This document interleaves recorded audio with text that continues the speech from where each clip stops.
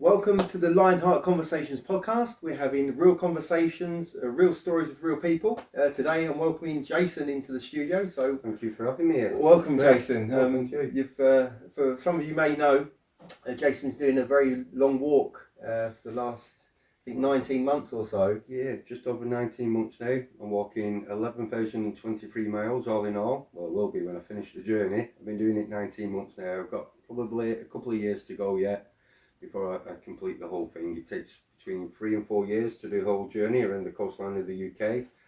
So yeah, I've still got a long way to go, but it's been a hell of a journey, and it's been amazing. That's a bit of an achievement. What gave you the idea to do that? Or is that something that someone else has done before? And somebody had done it before me. A guy called Chris Lewis. He's an ex-paratrooper, and I'd seen a bit of his story online and that, and I was suffering with mental health at the time. You know, I'd gone through a bad time, and I'd come across his story, and that's his story inspired me to do this journey. He's done this journey before me. It took him 6 years. He actually got married and had a child while he was out there as well in the woods and stuff, and what an amazing bloke. So yeah, it was down to him, really. It's funny, like, the presumption is, because I've only met you once before, met you on one of the small walks, and you've done a bit of a talk, and that was a few weeks ago, and it's nice that you have been able to come and do this. You've come back to Southend to do that today. But my presumption is that you have your backpack and you walk, but to sort of build almost a life as you're going round is not something that it is to build a life as well. I'm changing it. You know, my life was turned upside down, inside out, and back to front at one stage, and it's I think this journey, the walking and talking to people, is not just helping others, it's helped me with my mental health. And I suppose in a way, when I took on this journey, it was a bit of a selfish reason, because it was about me and to get my head in a good place. So that's why I did it. It was about me, but it's become a journey where I can help other people. Help other people with mental health, really, and to raise awareness of men's mental health, because us men don't talk, we don't communicate, and me doing that it's helping me as well as helping others. So it's been great. So far so good, I can't complain. Yeah, you must have met lots of people on the way. I have. I've met amazing people on the way around, and I've got some amazing friends from it now. I met up with a number of motorcycle groups like the Hells Angels, the Independents and so on. A lot of them, the Red Devils and all them, they've been absolutely great. Not only have I met people like that, I've met a number of mayors. There must have been about 10, maybe 15 different mayors from different towns that have come out to meet me, and we've been in the papers. I've been on the radio stations. I'm on podcasts with you, and I was on Chris Finch's podcast. It's just been absolutely amazing. It really has. Just to be able to get the message out there about what I'm doing and help others. It's really cool. So a big part of what we do on this podcast is obviously your journey, or what you're currently doing, and you're only, I think, 19 months into a walk, and you've got perhaps another 2 years to go. And I find, again, fascinating the fact that you sort of just live in your life so differently, because most people, they have structure. They get up and they go to work, and your days must be different every day. You don't really know what you're gonna. Perhaps you've got a destination that you're going, or I don't know if it's fixed, or you wake up and then you just start and stop when you want. Like, the weather here is very hot at the moment, so like that must. I don't do much. No, so like your movement must be very. It is impacted in that way. I suppose when I first set off as well, I was using a map, and I'd set myself destinations. And because of my mental health at the time, I was setting destinations on the map, or 10, 15 mile or whatever. I need to get there, I need to get to this campsite, so on and so on. But then all that was doing is, sometimes you won't get to these destinations due to the weather, like you say, it's red hot sometimes, and you don't get as many miles in as you'd like to in this weather. And then it could be injury, it could be a number of reasons why I wasn't getting to these destinations, and all that was doing was stressing me out. It caused me anxiety to get worse. I've not done this, I paid for a campsite, I couldn't get there, I can't get my money back. All these things were just like kind of just snowballing and making things worse when I was planning stuff. Like you say, structure, planning it. Everything I planned, it technically didn't work out, and like I said, that was stressing me out. So I got the map, I threw it away, I said, keep the ocean, on the right hand side of me. Yeah. And that's what I do. It's a better philosophy, isn't it? Because It is. the moment you attach yourself to outcomes and then you don't achieve it, then you feel like you're a failure because you're not being able to get there at the time that you want to get, and then you can, you know, by throwing the map away and just doing the thing, it becomes the thing. It worry. It made my life a lot easier. Like I said, keep the ocean on the right hand side. I mean, I can't really get lost. Saying that, I do. It comes to places where I think, oh my God, and then I have to walk back a couple of miles to go around because I've gone the wrong way. Yeah. But yeah, these things happen, and it's all part of the journey, I suppose. But it's a lot less stressful now. Not using a map. Yeah. I know that sounds mad, but it's a lot easier. I've no destinations. Doesn't matter how many miles I do. If I do 2 miles a day, if I do 20 miles a day, it really doesn't matter. It's all about getting the word out there about men's mental health. And does that carry over onto, because like I said, you've been walking for like 19 months, right? And you say you've got 2 years left, but could it be 3? Or could it? Maybe, yeah. You know what I'm saying? Like, why is it 2 years, or is it a case that you're quite flexible? I'm going off like other people that have done the walk before me, and I think the minimum around about is between 3 and 4 years to walk around the whole thing, all in one go. And I suppose that's kind of why I'm saying another 2 years. It might take me another 3 years. It might take me another 4 years. I really don't know. And do you know what? Don't care. Yeah. I love it. You're obviously enjoying it, which is... I am. I've got to say, it's probably been the hardest 19 months of my life, but it's been the best. Yeah. Because I was thinking about that very recently when I spoke to you on the phone, and we obviously I saw you on the Smile Walk, and then that was a few weeks ago, and I rang you last week because we sort of penciled in arrangements roughly just to get a date in the diary. And when I spoke to you on the phone, when I come off of it, I thought, oh, he sounds a little bit low, because and I don't know whether I sort of felt like I picked up on a little bit, and I thought that must be really tough because you're on your own. And since you've been here, actually, you've had phone calls and speaking to people, that obviously loved ones and stuff, and that's been nice to see. But like to be, and I'm very reflective, and I don't mind being on my own and spending a bit of time, and I don't mind that. But to do it day after day and not have any of that touch base, family or friends or on the phone's one thing, but just to be on your own all the time is a long time to do that. It is, and it is difficult sometimes. But I think. With it being difficult as well, certain situations that I come across, and like you say, being on your own and stuff like that, it's teaching me coping mechanisms to get through life, because things were difficult. Where now I'm learning techniques to be on my own, to help myself when I am low, to be able to build myself back up, to be able to feel better, to be able to put myself in a position to carry on with the walk rather than just sit down and do nothing and not go anywhere and break down, because I can't be like that. I need to push myself, and I need to make myself a stronger, better person than I was when I set off. So, and it is working. I am. I mean, when I first set off, the anxiety was that bad I wouldn't talk to anybody. I had my head down, carried on marching, walked past people, morning. I think the morning was probably the most I spoke to people. And then it got to a stage of where I was mixing with the homeless, because the homeless are absolute great bunch of people. A lot of them, they really are. If you spend 5 minutes with them and get to know these people, they're not actually bad people, but they help me out with like soup runs where I can put my tent up, where it's a safe places to camp without, it being annoyed or getting evicted, and without annoying anyone, being evicted away from where I am. So they kind of helped me out a lot, and I started mixing with the homeless. And I think that brought me out of myself, talking to people, understanding as well that they're going through mental health. They have a lot of problems themselves. And that's when I've begun to realise that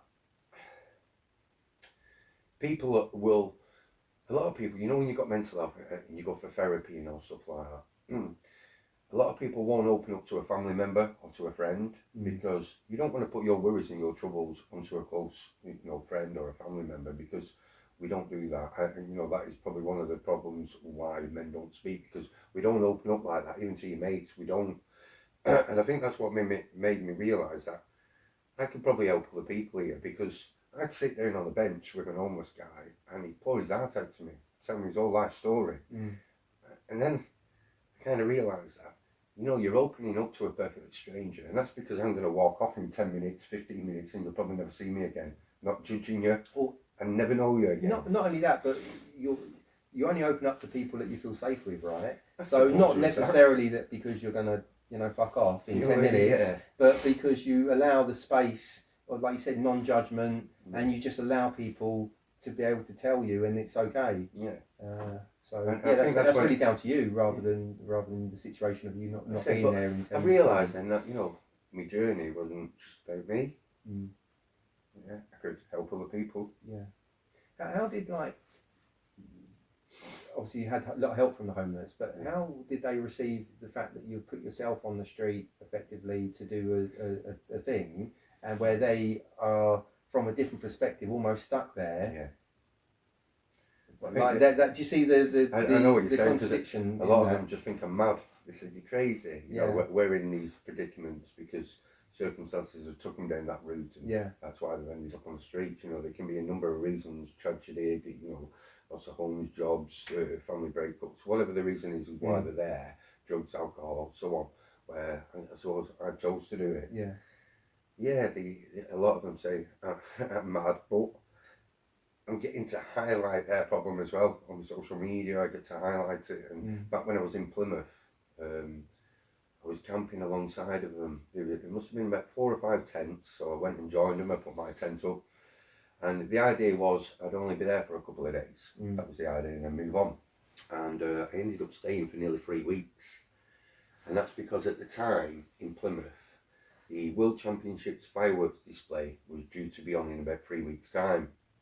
So I was there, and on the second day of being there, we all got eviction notices from the council. Yeah. To move the tents. Yeah. How they can evict you from a tent, I don't know. But yeah, we got these letters, court order and all that we had to move for. I think it was the 12th of that month. And on the 13th was the World Championship fireworks display. They didn't want the public seeing these tents. No. They didn't want to see us. So when the council lady came out and she gave me this paperwork, and I said, look, love, I said, this doesn't affect me. I can move on tomorrow. Not a problem. So where are these people going to go? You know what she said to me? She said, as long as they put the tents down, they can go and sleep on the benches up there. And I looked at her and I went, are you taking piss? I says, those tents are protecting them from all the elements, the weather and so on and so on. I says, and you're expecting them to put that tent down and go and sleep on a bench in the rain because you don't want people to see it. I said, well, I'll tell you what I'm going to do, love. I'm going to stick around and I'm going to film you moving these guys and I'm going to put it all over my social media because I think what you're doing is wrong. Yeah, the optics is crazy. And do you know what? Crazy. She actually sent the police out to me the day after. The police came out and goes, we've heard that you're going to obstruct them moving. I said, I'm not going to obstruct anybody. I said, I'm not going to stop you moving them. I said, but I'm going to film it. Legally allowed to do that. I'm legally allowed to. Even the police said, that's not a problem as long as you don't get involved. I said, I won't get involved. I'm just here to film it and publicise what's going on because I believe it's wrong. Anyway, another couple of weeks went past and it come to the 12th when we were supposed to be evicted. They never moved us. And that's all because I said I was going to splash it all over social media. The council never came and moved them. And do you know what? They rang me a few weeks back, the guys, and they're still living there. Amazing. So, good. The trouble, they have nowhere to go, do they? They have nowhere to go.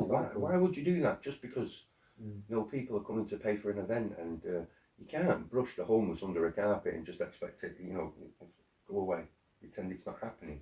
I need to try helping these people rather than move them on. Important that people see it. Yes, and that's what I was going to do. The council's responsibility to make. Unfortunately, I didn't get a chance to film it because they never moved them, which was a good thing. That's what I wanted, and it worked, and it was good. So you starting the walk, it wasn't a situation where you were forced into homelessness. You made a choice. You had somewhere that you were living, and then so maybe you can tell us about how that started, or what took your decision to start the whole thing. I was kind of forced into it to a certain degree. I was homeless. I could have found somewhere, I suppose. I could have gone and got myself somewhere, but at the time I'd just lost my wife, and. Not passed away, or no, we'd fell out, and I ended up divorcing, etc. And I pressed charges against her because she assaulted me during an argument one day, and that was enough for me. Never hit a woman in my life, don't expect to be hit by one, and I walked out. But because I walked out, she stopped me seeing my children, I couldn't see my kids. And I've recently been back in touch with my youngest lad. It took him 2 years. But yeah, he's in touch with me now. But she stopped me seeing my kids because of that. I had a nervous breakdown. I suffer with PTSD and mental health and all that anyway. So everything just kicked in. Everything went wrong. I ended up losing my job. So because I'd lost my job, I couldn't afford where I was living. So I got Section 21, told to leave my home. I was on the streets. I was sofa surfing at friends' houses and things like that. And that's when I come across like Chris Lewis's story. And I thought, do you know what? I've got nothing left. I've lost everything. My home, my job, my wife, my kids. What have I got to lose? So any furniture and stuff that I did have, I sold. And I bought all my equipment. And I thought, let's do it. Let's go. So I got in touch with the charities. They all helped me. And yeah, that's why I'm here today. So what was the time frame between your relationship finishing and then starting the walk? Was that like a few weeks or was that months? Well, everything went downhill within about 4 months. I lost my wife, my kids, my home, my job, everything within 4 months. Then I tried to commit suicide, and yeah, I was in a bad place. That's how I got in touch with Mind, one of the charities I'm doing it for, and I thought, I explained to Mind, you know, I'd love to be able to do this, and they got behind me. I got in touch with British Legion, they did loads for me, helped me with money towards my kit, etc. and all that, so I had my tent and everything, you know, bought for me technically. And that's kind of why I did it. But it happened, I think, from leaving the wife that day to the walk, I think it was about 8 months. Yeah, and then I was off walking around the country. Amazing. Not looked back since. It's incredible. It's sort you have to go through these things, don't you, to change, I suppose, and to become the new person that you're going to be. I think sometimes you have to hit rock bottom before you can build yourself back up again. Yeah. And it hasn't been easy, don't get me wrong, you know, I've had my moments where I sat there and I'm thinking, what the hell am I doing out here, you know, especially when the storms have hit, you know, I've been in a few major storms now, we've had warnings and that, and even had sirens on the phone telling me the weather, you know, the warnings are bad and that, and 85-mile-an-hour winds wrecked my tent a little bit, and I'm thinking, what the hell am I doing here, you know, tore my tent up, and I was getting drenched, and it was cold, and it was windy, and I'm like, what the hell am I doing there? But you wake up in the morning, and it's like, you know what, I beat Mother Nature. What else can you chuck at me? It's like I say about building yourself up, making you stronger. Every little event like that knocks me is making me stronger. That's really cool. Yeah. And you had a background because you were in the army, wasn't you? Yeah, I spent 3 years in the army. I was in the Royal Fusiliers. Well, a lot of people think I got PTSD from the army, which I didn't, not at all. And my PTSD came from, I got shot by a burglar in my home. Oh wow. Do you want to tell us about that story? Yeah. I suppose it comes from living a life of crime, I suppose. That's where a lot of my mental health came from, like I said, because of that. But I grew up in Manchester, in gangs, let's say selling drugs and doing things I shouldn't have done. So did this happen at that time? Well, it was before all this with the wife, etc. And that. And so I moved. How many years ago was this? Oh, you're going back about like 15 years, maybe longer now. Yeah, about 17 years ago when I got shot. Wow. But like I say, I'd moved at the time from Manchester to get away from the life of crime, drugs, etc. You know, I just had a little in with the wife at the time and that, and I thought, right, I need to get out of this life of crime and turn my life around.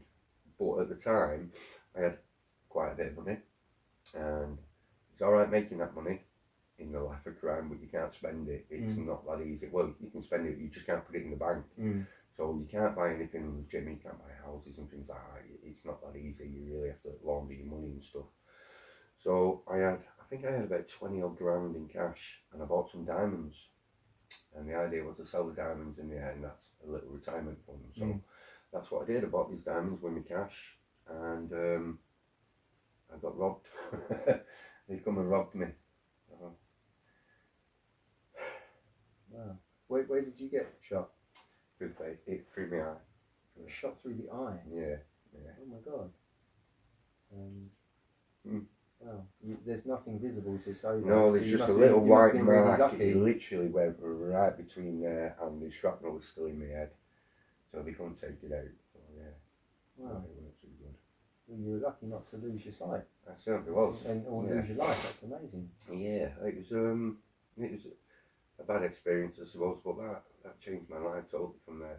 Become a different person, where I was this guy. I wasn't scared of nothing, wasn't frightened of anything.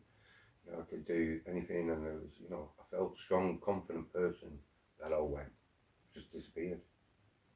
Yeah. Wow. What, were you in hospital for a long time when that happened? No, 'cause you know what? It was quite a clean shot, just went straight in. Didn't really cause much damage apart from blood everywhere and that, and I couldn't see out of my eye for a few weeks and that properly. But apart from that, everything was all right. Yeah, like I say, I was very lucky. Were you unconscious once it happened, or No, not at all? no. The police come, and all I remember is putting my hand over my eye and blood coming out everywhere. Wow. But at that time, you touched upon that you had a bit of a criminal past. Yeah. But at that time, you'd moved out of that area, and that was just. That was the idea. You weren't really in those circles anymore. That was just. But I think it come to a point, obviously, when I tried selling the diamonds. Yeah. Yeah, other people heard about it, and that's why I got robbed. Yeah. I suppose that's why they say crime doesn't pay. Yeah. True.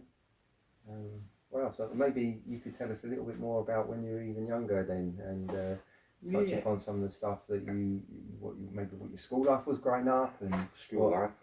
I never really went to school, to tell you the truth. Yeah. No, I was always one of those kids. I think I went through 3 junior schools and 2 high schools, and I was in and out of court from the age of 10.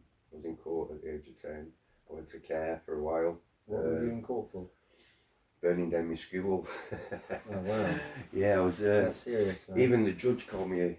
I was just a little delinquent, and I suppose I was. You know, but I got brought up, and my mum did a great job. Don't get me wrong, but we went through battered wives' homes, and you know, I'd seen my stepfather beat my mother up and stuff like that.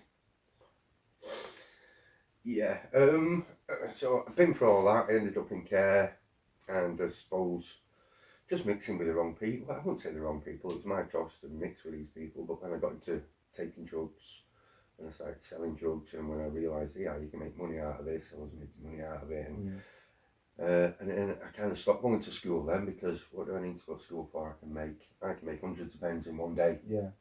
And you know, and my mum used to say to me, you know, you need to stop doing this, you need to turn your life around, blah, blah, blah, and it's like, she goes, go and get a job, and I go, go out, but I can earn more money in one day answering my phone than you can all week. Yeah. Why would I go to work?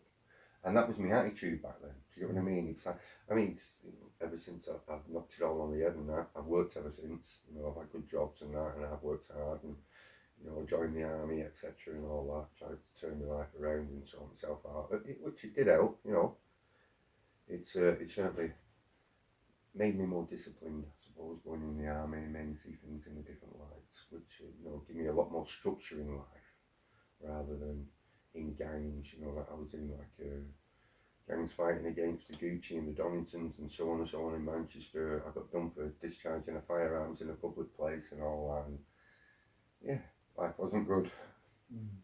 Well, it seemed good at the time. When I look back now, could have done so much more with my life. We live and we learn. Yeah. So what age were you in when you first went into care? I think I was 14, I think, when I first went into care. Was that after the court thing because of that, or was that sort of later stuff that caused that? No, I was in court at the age of 10, and I think from 10 up till about 21, I was in and out of court. I've been Crown Court, you know, I've been done for numerous things. Just from shoplifting to firearms to burning down houses, you name it, I've done it. Not something I'm proud of, but you know, it helps me now because it's helping me help other people, turn their lives around. When I talk to people on the streets, you know, and they say, no, I sell this and do that, and I tell them about my life, and I say, it doesn't pay. You know, what do you get from it? Where are you going to end up? I mean, look at me now, I've got a Bergen and a few clothes and that in it, and that's all I own. And I used to make, well, I could make 3,000 to 5,000 pounds a week easily. I ain't got a penny to my name now, but I'm happier now.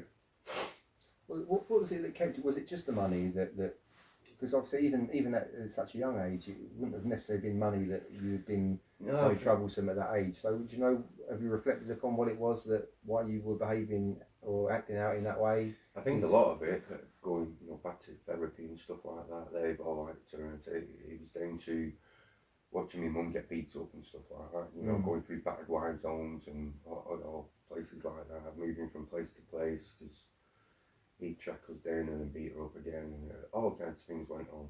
And they were saying because of my life being, up and down like that, and I suppose that's why I turned to doing drugs and other stuff. And then once you start doing drugs and smoking a bit of pot, and they say, oh, it's not bad smoking a bit of weed. Most people say it, but you know what? It leads to other stuff.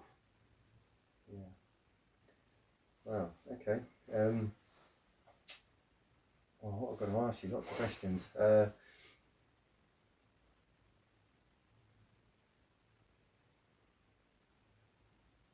When you are with the army, did you find that a lot of what you've taken from the army is enabling you to do what you're doing now? Is there stuff that you're pulling from to? Yeah and no. I think the only thing I'm benefiting from the army with this walk is how they give you that determination to carry on no matter what. Yeah, so I think sometimes my body gives up before my mind does, and that's kind of what the army teach you. Yeah, your body will give up. It's going to shut down. It's not going to want to move. You're not going to want to work. But you have to tell yourself, I need to do this. I need to get to that destination. I need to do this mission. This is what I have to do. And if you tell your body, even though your legs don't want to work anymore, you tell your body, I'm getting up that cliff. One way or another, I'm going to walk up those cliffs. Even though your body's telling you, I can't do it, I can't do it. You tell yourself you can and you will. And I think that's what I learned from the army, and that's what gets me around. And when you joined the army, was that at the point when you was like an effort to move away from crime, or was that was my effort to move away from crime? Yeah, it was kind of an escape and get away. So, and then when I did come out, I felt different. I felt better. And were you deployed anywhere? No. Well, I went to Kazakhstan and we did vehicle checkpoints over there, BCPs. So that was just to stop them smuggling weapons and fuel over the borders and things like that. So I did that. I wasn't actually in Iraq or Afghan or anywhere like that. A lot of my friends went there and never came back. So in a way, I'm glad I didn't. Yeah. I went to one of them, but I did. I think it turned my life around being in the army. Yeah. Had you tried work before the army? Was that the point that you just sort of took on a position? No, I think, I had worked as well. I even opened my own pest control company. I had a pest control company called Pest Evictors, and I've run that for a couple of years. And I did try different things, to try more to launder my money, to tell you the truth, so I could spend it. I'd say, I've done all these jobs all week, when I haven't. It's, money's gone in the bank. And that's kind of what I did. And that was, I suppose it was a bit of a cover. And I didn't, I never really wanted to work, to tell you the truth, not at the time, because I was earning good money. Why did I need to? And that was my attitude back then. It must be a hard cycle to get out of that, because the stuff that you're doing, you probably feel inside that it's wrong, know it's wrong to do. But when it's paying, and it's paying for your way of life. It paid for everything. Yeah, nice holidays, cars, nice house, etc. and all that. It was good at the time. It's really not worth it. What bugs me more about it now, the way I look at it is, I've got mental health problems, PTSD and that, because what went on and that. And it guttens me, because when I look back now, people used to owe me money, obviously, and I had 10 people around to collect that money. And they weren't always very pleasant when they went round to get it. When I look back now, I've got PTSD from stuff like that, and how many other people have I caused to have mental health? Because of what I did? Yeah, it's not good. No. Sorry. I'm sorry. I get quite emotional. emotional about it, because at the time you don't realise what you're doing. You know, I look back now and I think, God, I've probably ruined a lot of people's lives. Yeah, not something I'm proud of. At the same time, made me a better person, I suppose, today, thinking about it.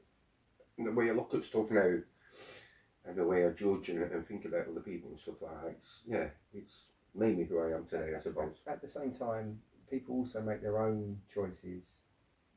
You know, just because you said something, someone still made a choice to listen to what you said and then go and do it. You know, they've made a choice to be within that realm or in that circle. So it's not all, it doesn't all fall upon you. No, granted, but I suppose, you know, if I wasn't doing what I was doing and selling drugs, then people wouldn't have owed me money, and I wouldn't have had to send people to collect it.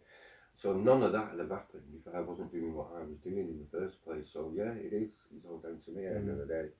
It's, you know, it's on my shoulders. And yeah. And I don't know if it's, again, another trap that sometimes we all fall into, is where you can sort of presume the worst of what perhaps may have happened. I don't know if you know what stuff that has happened as a consequence of those actions. I'm not sure whether you're just thinking about stuff that... No, some of the people that I sent around to do stuff, you know, like I said, it was not something I want to discuss, because I don't want to drop anybody and get anybody in trouble.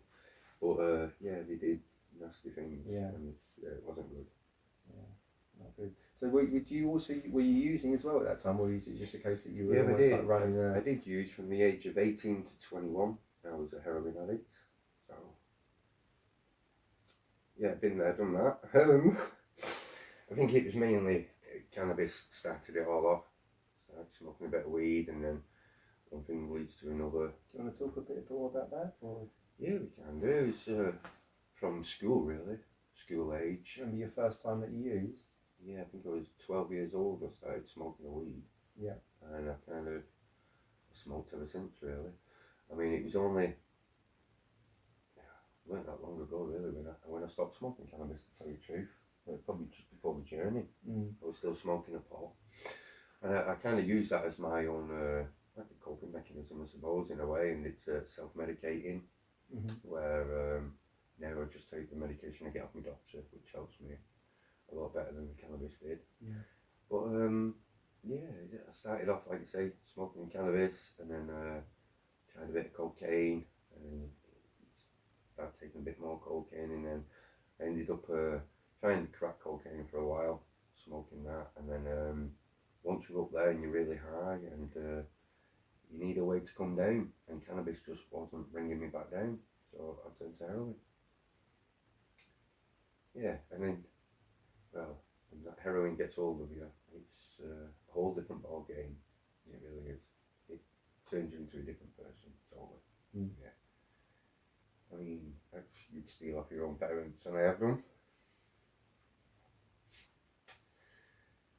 But yeah, it's I look back now and it was stupid, but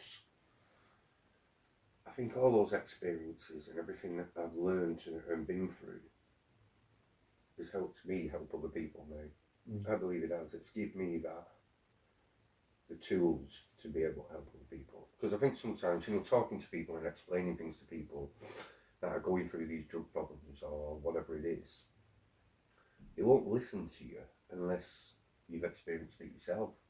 So sometimes, you know, you can go to therapy and someone's been to university and got all the qualifications in the world. You're not going to take a blind bit of notice of them. You really don't. And I mean, I've done it myself. You go there and it's like you're talking to your therapist and that, and you go, "Have you ever took drugs?" No. So how can you be there commenting on me, telling me I should be doing this, should be doing that? You've never even experienced it. Have you ever done this? No. You've learnt it all from a book. And I think learning it from a book, yeah, that's great. I don't begrudge you doing it. Go to uni and get all the qualifications in the world. But I tell you now, you'll never really understand. Never. Until you've actually been through it. And that's why I say anyone who has been through it makes a better therapist, a better counsellor than anybody that's been to university. Because they've actually lived it and been through it. And I say to people so many times about mental health, you can empathise with it, sympathise with it, but you'll never understand it until you've been through it. And this is why, you know, I don't blame my ex-wife, because a lot of the time my mental health was up and down, up and down. I suppose she didn't know how to cope with it because she'd never been through it, so she didn't understand it. So I don't blame her. You know, she lost a rag with me, and it was like she just snapped, and I suppose, you know, she lived with me for a long time with me being like that. So I can't imagine it being easy. How did you manage to break your addiction? How did that happen? Was there a point where you thought, I just got to stop, or no? I think a lot of the time, or? I think most people that break addictions, they usually do it by getting addicted to something else. It is really difficult to come off one thing and just walk away from it. I don't know many people that have done that or can do that.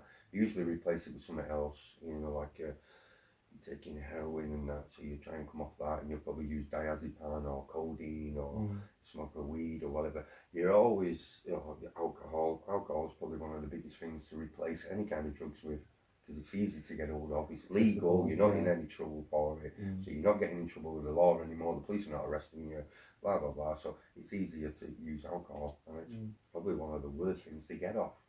I mean, there's been many times that I've been in some states because of alcohol, but it got me off the harder drugs. And it was a lot easier, I suppose, coming off alcohol than it was coming off heroin. Do you get what I mean? So to replace one for the other, alright, I'm still addicted to something, it's still not good, but the end result was good. I'm off it all. So yeah. So are you sober as well? No, I still like to drink, don't get me wrong, but I'm not an alcoholic like it. Well, I suppose, technically I'm still once an alcoholic, always an alcoholic, I suppose, but I don't put myself in situations where I'm getting absolutely plastered anymore, or at least I try not to. I have a couple of times on the way around on my journey with the homeless and that, sat there and had a few drinks with them and got worse for wear and type of thing, and just like, fell asleep outside the tent instead of inside it. But it's I suppose I'll always have that kind of addiction to something. If it's not alcohol, you know, I do smoke cigarettes still. So I suppose it's always I've got to have a little vice or something. I don't know what, why or whatever. I think it's just an addictive personality, I suppose, to a certain extent. So were you in relationship at that time when you were in your addiction phase? Well, I met my first wife. I think I've been off heroin for about 12 months when I met my first wife. And I did it. No, I don't think I had a stint on the heroin again with the first wife. When I met the second wife, I had a stint on it then. And that's because I started selling it. And I used to just sell the coke and the cannabis and things like that. I never really went near the heroin because of my addiction in the past, so I never really wanted to sell it, because I didn't want to put myself in that situation again. And silly enough, I did. The money was coming in, I thought, do you know what, because I was selling the coke and the crack, I kind of come second nature with it, because they needed something to bring them down from crack cocaine. So it was like, okay, I bought a load in, I'll sell you that as well. So I was selling that as well, and because it was there, I started taking it again. But as soon as I realised, what the fuck are you doing? And that's when I left and I moved away, got away from Manchester the whole lot. I thought, I can't be doing this anymore. So I walked away. Too dangerous. But now, obviously, you've moved away from that and you're trying to spread a message, which you're doing something positive. Yes, I'm trying. So have you had many talks with? Obviously, you done a talk at the end of the pier, and you spoke to sort of adults and people in that way. But have you done much talks with the younger generation within that sort of realm, or have you had that opportunity to do that yet? Or only when I've seen a few in the parks and that, and they're chonging away on the weed and stuff, and I've gone over and says, "How old are you?" And they're like, "What's it got to do with you?" I said, "Well, I'm not asking." I said, "You're smoking a pot." I said, "You're not even old enough to smoke." I said, "Do you really want to be doing that?" All I'd really get from him was a load of abuse and told to go away. But that was, I suppose that's just young kids, they don't want to listen. And when you try and sit down and talk to him, you say, "Shut up, you old man, fuck off." And that's kind of the results I got. I suppose sometimes people are not willing to listen until something's gone wrong. And I think that's what happens. I mean, you can be selling drugs all your life and nothing ever goes wrong. Why are you going to stop? I think sometimes when something drastic in your life happens, that makes you sit up and think, what the hell am I doing? I mean, There's times that, you know, I stopped taking heroin because one of my mates, he ended up overdosing on it. And I think that's why I come off it the first time. Yeah, he died, and he was like...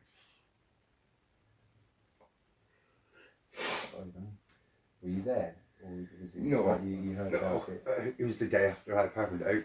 But that's, you know, things like that is what shocks you and makes you realise, oh, can't be doing this anymore. Yeah. But it takes something bad like that for you. It becomes real and serious, right? Yeah. Because this is like life or death stuff. You know? Otherwise, you don't listen. You don't want to know. You're in your own little bubble, doing your own thing, and you're not bothered. And no one's going to tell you otherwise. No matter how many counsellors and people you talk to, until you want to change, it ain't going to happen. Simple as that. I can see that. And I can imagine also approaching kids or, you know, smoking and stuff. You're going to get that reaction. Right? Yeah, they don't want to know. They don't. Yeah. They don't want to know. They just see you as, even though you've got all the experience of knowing what you know. Yeah. Same as when I was a kid. I wouldn't listen. No. You know, people would tell me. I remember my grandparents used to give me spending money when you go up there. You know, here's a pen. Put that in your money box. Money box. Go straight to the shop and spend it. But you know what? If I actually listened, I'd probably have a lot of money in the bank now. It's just little things, but you don't listen to the elders, do you? You don't. You think, yeah, what do you know? Yeah. And nobody ever listens. And I say it's just being young until you get a little bit older and a little bit wiser. That's when you think, do you know what? If I'd have actually listened back then, my life would be on a different track now. But we never do. And you know what? There's that old saying, you got to learn by your mistakes. Yeah, which is absolutely true. But I think maybe learn by other people's mistakes. That way you don't make them in the first place. Definitely. I suppose it takes, everyone's on their own path, aren't they? And it takes experience to, you have to experience things for yourself. Yeah. And it takes an element of maturity to take on other people's lessons. Yeah. I think you have to go through some stuff for yourself first. You know, that's what happens. It is, and it's learning by your mistakes, isn't it? Not keep repeating. 100%. Or they keep circling back until you learn. They do. Yeah. Definitely the case. So since you've been walking, you've set up your own charity. You were telling me that you just started. Yeah, I'm opening a non-profitable organisation called Mental Health Matters Let's Talk, which is the hat I've got on here, the light bulb and that. So I'm in the process of building an application for Google Play Store. That should go live in the next couple of months, hopefully. Just waiting to get my community interest company name, etc. and the number and stuff. Once I've got all that, then I can release the app, and I'm hoping to build an organisation where I can help people with mental health, and that's kind of what I'm going to do. That's really, really nice. Yeah. And you showed me the app before. Yeah, the app's going to be really good. It's one of a kind, really, because it's the only app that I know of out there where you can self-refer yourself without a GP. So there's no having to go to a GP.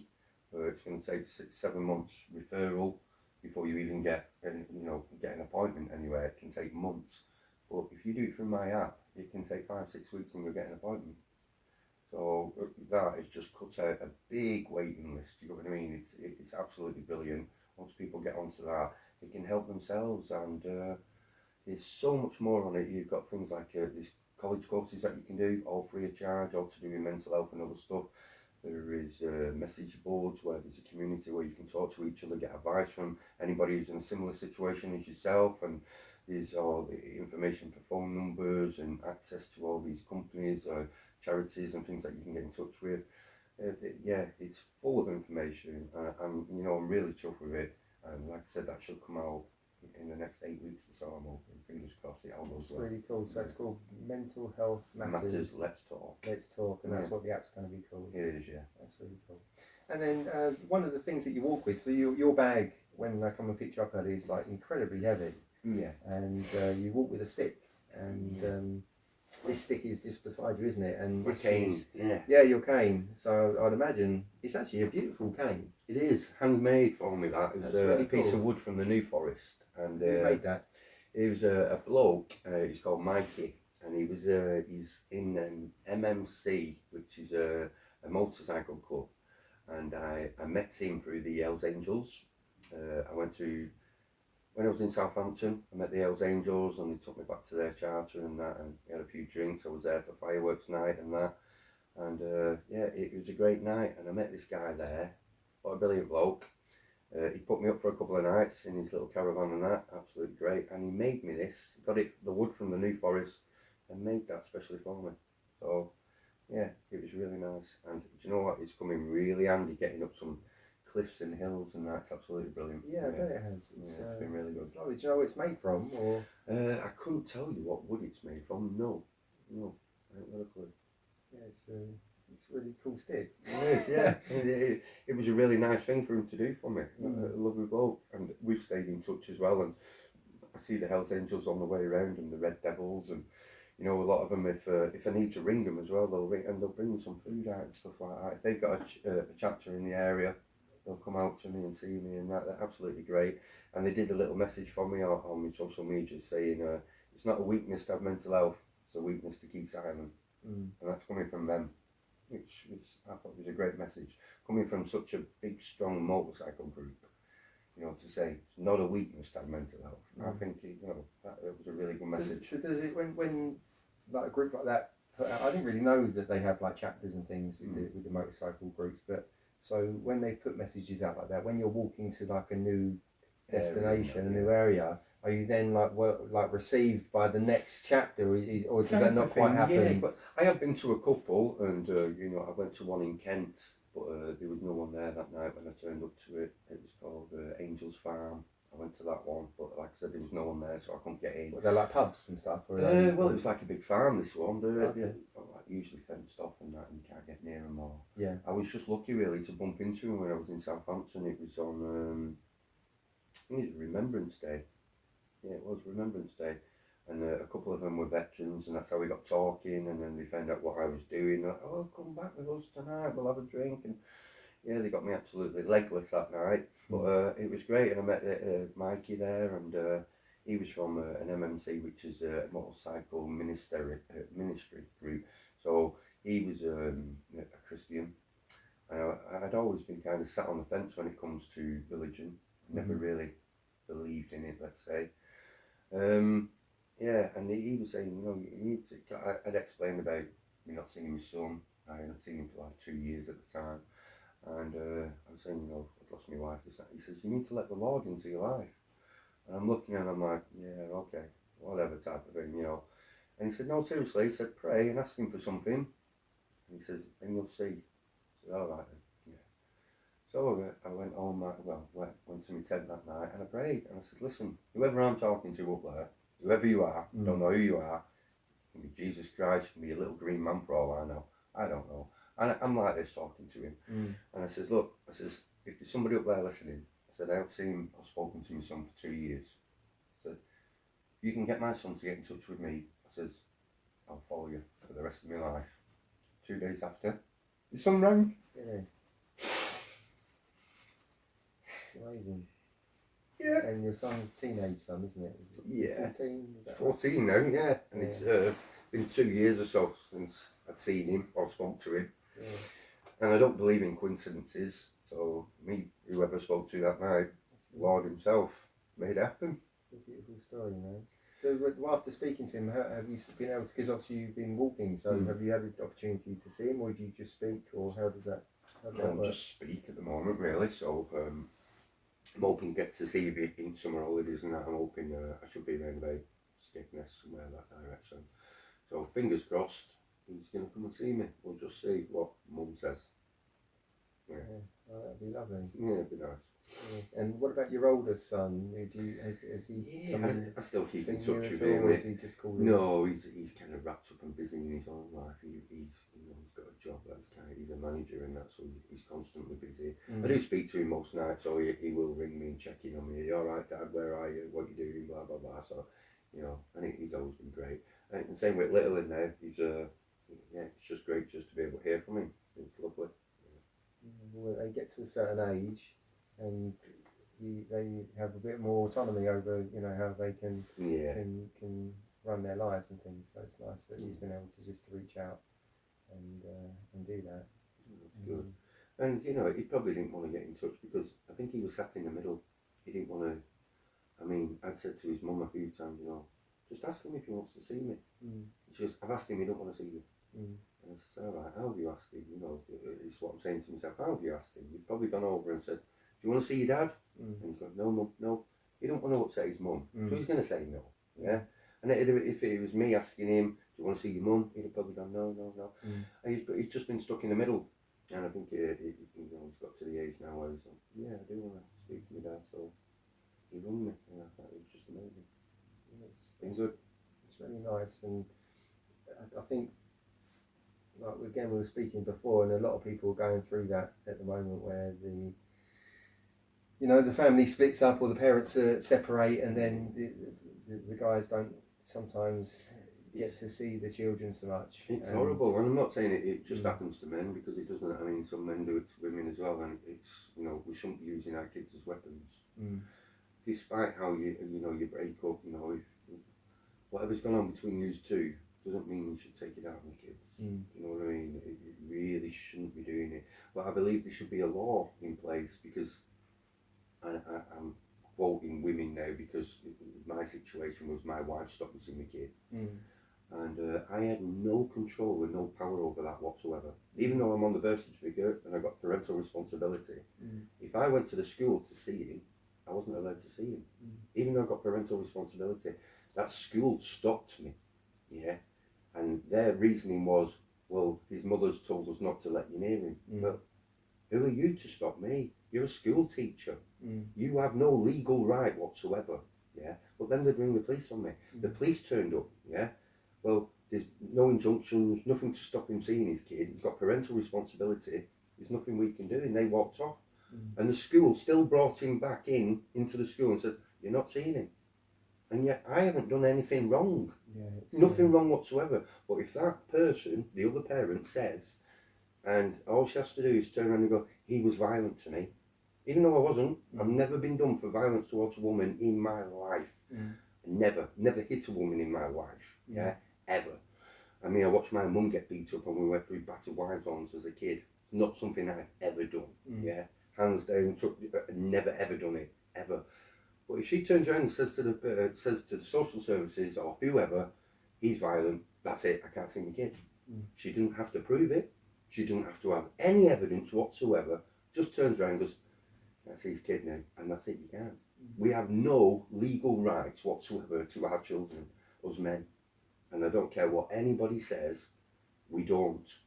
I tried all different avenues to try and get to see him. There is nothing at all I could do, because she decided to block me on social media, telephone numbers, told the school I can't go there, this, that. There is nothing at all I could do.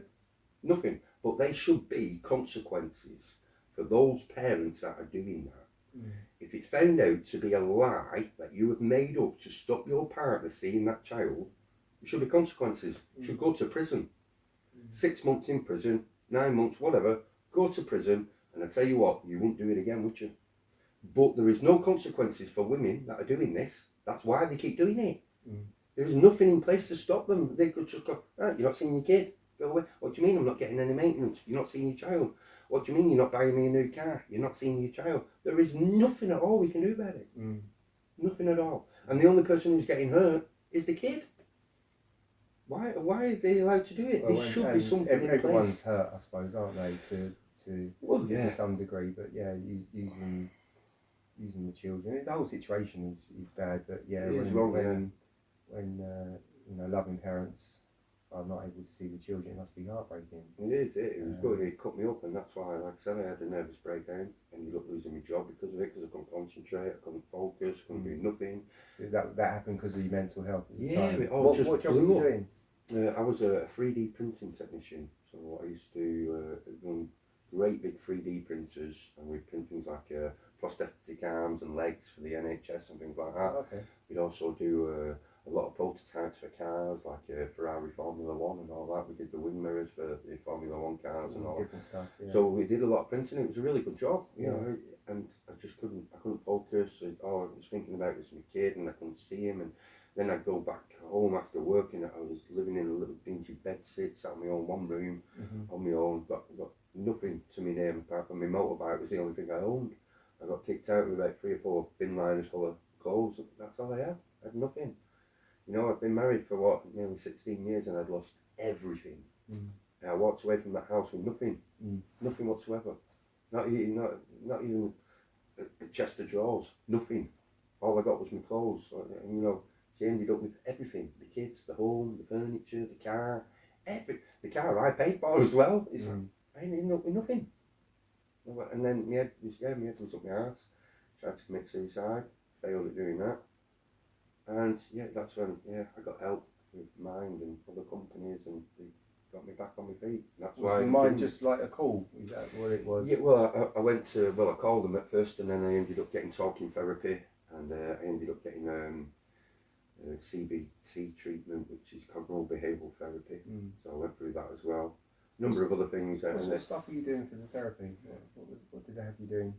Just going back really through history about, you know, I suppose they try and work out where it all began. Like I said, a lot of them were saying it's, you know, through childhood, witnessing what I witnessed when I was younger with my stepfather and stuff like that. Not only did he beat me, mum, he beat me as well, you know, things like that. So, yeah, I think a lot of that was probably why it all happened and that. But you don't realise at the time, do you? You know, and it's like I say to my therapist, I don't get where you can say that's what caused it, because that happened all those years ago. But I suppose subconsciously it plays at the back of your mind, you know, and that's why you act like you do and react in certain ways because of what you've seen and the way you've been brought up. And it gets me, you know, like I was saying before, I never hit a woman in my life, and that's because of what I've seen. And I don't agree with doing it. You shouldn't hit a woman. There's no need to hit a woman under any circumstances. You just don't do it. And that's why I walked out of my relationship, because she hit me. I don't agree with it. And that's why I ended up leaving her. But as soon as I did that, you can't see your kid. You can't have this, you can't do that. And yeah, I lost everything. Home, job, wife, kids. The whole lot within about 4 months. Just went downhill. See, I mean, you're not the only one. I mean, a couple of the other guests that we've had on, they've been through that type of domestic violence as young children and witnessed it as well with the parent, the mum. It must be really tough. And the acting out is down to that thing. It's just a way. Not necessarily an excuse for it, but no. It's learned behaviour. Yeah. That's what it is. I mean, nobody is actually born that way. It's like, you know, they go on about murderers, rapists, and this and the other. Nobody's actually born that way. It's learned behaviour as you get older. Everybody's a blank canvas. You know, we know nothing when we're born.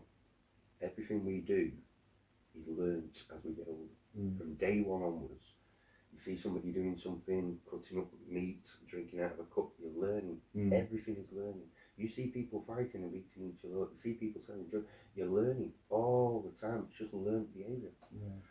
So and that's what happens. It's like the environment that you put that surrounds you. You start to become that. I mean, maybe not all the time, because sometimes you can be in it and then just see, this is not me. And then you can. Well, yeah. I suppose when you can go the other way. It's a little bit like my, as an example. Like, I've never smoked a cigarette, as an example, and my mum smoked, and because she smoked, I was. Do you know what I mean? So it's like that's like the opposite. So there's an element of personality that must play into that as well. I suppose once you get to a certain age, you learn to, you start making up your own mind and your own decisions. Yeah. But I think up until then, you're told what to do, you're told to, you know, what time you go to bed, you're told to do your own work, you're told what time to come in, you know, everything's kind of like, you're taught stuff, you know, that's the way it is. When you were troublesome as a youngster, were you in a group of friends that were also in that same thing, or was it more, were you acting out on your own doing stuff, like you said about lighting the school on fire? I think I was more the ringleader. Oh, was you? I was the one where the parents used to say, don't go anywhere near him. That was me, unfortunately. Yeah, many a times I've had parents at school saying, stay away from him. Don't want to be friendly him. He's a naughty one. So yeah, I was in the newspapers and stuff like that, but I was getting in trouble. Yeah, I was always in and out of trouble for something, one thing or another. And my mother caught with me, I don't know. So your relationship's okay with your mum now? Yeah, it's absolutely brilliant. You know, Yeah, we get on like house on fire, the pair of us. Have you had like conversations with her about the past, or Yeah, is it just yeah, we you have actually spoke do? about it. Yeah, we do. What does she say about that? Yeah, you know, she admits where she went wrong sometimes. She says, you know, I wish I'd have left, you know, the stepfather at the time because staying with him just didn't help. But I said, you know, you see some women and they stay in these relationships and they think they're doing it because they're keeping the family together. Or, you know, it's like, that's what my mum said, you know, it's trying to keep the family together, trying to make sure you were, you know, two parents growing up with that and the other. But I think I'd rather have just grown up with one. Yeah. Because it didn't do me any good. But yeah, a safer her. environment is better than. I don't blame her for it. Not in the slightest. No, of course. It's just, I think she did her best at the time. Yeah. It's one of them. At what point did she finish, or did that relationship finish? Was that when? I think I'd have been much older. I think I was in second year at high school when all that ended. So I'd have been about 13, 14, going out 13, yeah, about 13, 14 when she left him. So yeah, we'd gone through quite a bit. Yeah. And he was a bad one, he really was a bad one. And you said that when it finished, you said he came and found you in different places. Was that, or it stopped and then it stopped completely? What's that? Say that again. So I think you touched on before that when you went into the different refuges, the person would find you, and things would reoccur, and was that ongoing, or was it a case that it stopped and you were? I think my mum just used to think sometimes, you know, oh, he's changed. Yeah. He's a different person, and I think, well, so it's almost like she allowed it back in. I think abusers though they're very good at doing that, aren't they? Telling you everything will be alright, come back, we'll sort today. Manipulation. Yeah. And that's what they're doing, yeah. And maybe they believe it as well when they're saying it, and then maybe at the time and then become overwhelmed with the whatever emotion is kicked up, and then it all comes out in a violent way. Yeah. I'm not sure, but yeah, it's a weird one, isn't it? It is. It's not something I suppose anybody really understands. It just happens, doesn't it? A bit mad. So you think you've got about 2 more years to go on your walk? Yeah. Obviously, we're in Southend at the moment. Mm-hmm. So, what's the plan from here? You're moving. Well, I'm actually, which way are you moving, or where did you start from, and then how? I'm going round. So I started in North Wales, a little town called Barmouth. Yeah. And I've been going down anti-clockwise down the country, and I've been over and done the Isle of Wight as well. Okay. So and then I come back over on the ferry, and I carried on round. I'm actually in a place now, just before a place called Jaywick, which is just before Clacton-on-Sea, I believe. Yeah.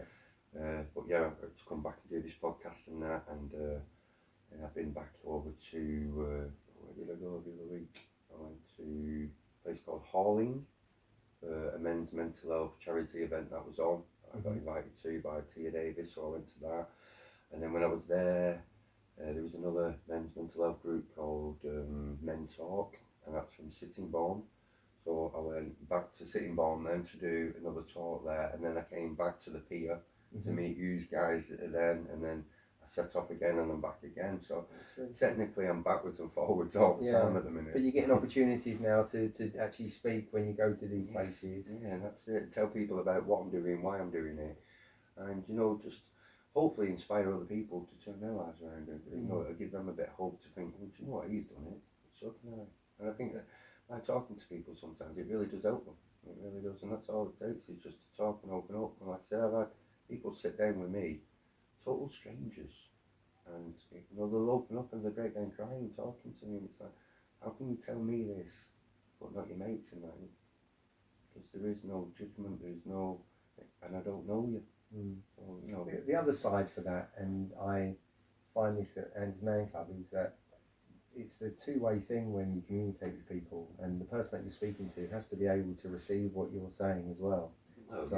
Even if you're open to talking about something, even if they're going to be non-judgmental, or the fact that you have to be able to listen is really important. It's like the other skill, because you can be offering to communicate and want to say something, but sometimes people just don't have the capacity to listen to what you've got to say, and often the closest people around you, your partner or your family, your parents or your siblings, they just don't have the capacity to listen. They just don't have it, and sometimes that might be because it makes them uncomfortable. It's out of their comfort zone. They might trigger stuff within themselves, so they could be a number of reasons. Yeah. Wrong. But I like to listen to people, listen to them, and sometimes it's good just to let somebody talk because it gets things off the chest. 10 minutes after chatting away and said everything they've said, they feel so much better, and that's just because I've listened to them. Sometimes I don't even have to say it, but they feel better because I've sat there and listened. So I suppose you're right there. Yeah, it does make a big difference. It does. I mean, I first went to Andy's Man Club maybe 4 years ago, something like that. Now I'm not sure how long. Specifically because I felt I wanted to speak, and it felt more comfortable going to speak to strangers as opposed to speaking to people. Again, just because of the capacity to listen, and it felt easier for me to do it with strangers. Maybe there's an element of that, like you said, where they're going to walk away, or well, that's it. Nobody's going to really care. Have to see them again, do you? Yeah, it's more about that movement of energy to get the thing off your chest, to say it out loud, and to put it out there. It's important that you can do it with people, I suppose, in some respect. But you get a similar thing if you journal and write down stuff too. Yeah. It's just whatever you're comfortable with, just that movement of energy. Whatever works for you. Yeah, and then the purpose is to just make yourself feel better, right? The idea behind it, it's just some kind of movement. But yeah, speaking, I think in particular is important. I think it's the key. It really is. Talking is the key, and that's why I say to so many people, the suicide rate in men is 4 times higher than women, and that's not because our mental health's any more difficult or harder than a female's mental health. It's not exactly the same. It's just women talk, and if we take a leaf out of their book and speak to each other, it might not be.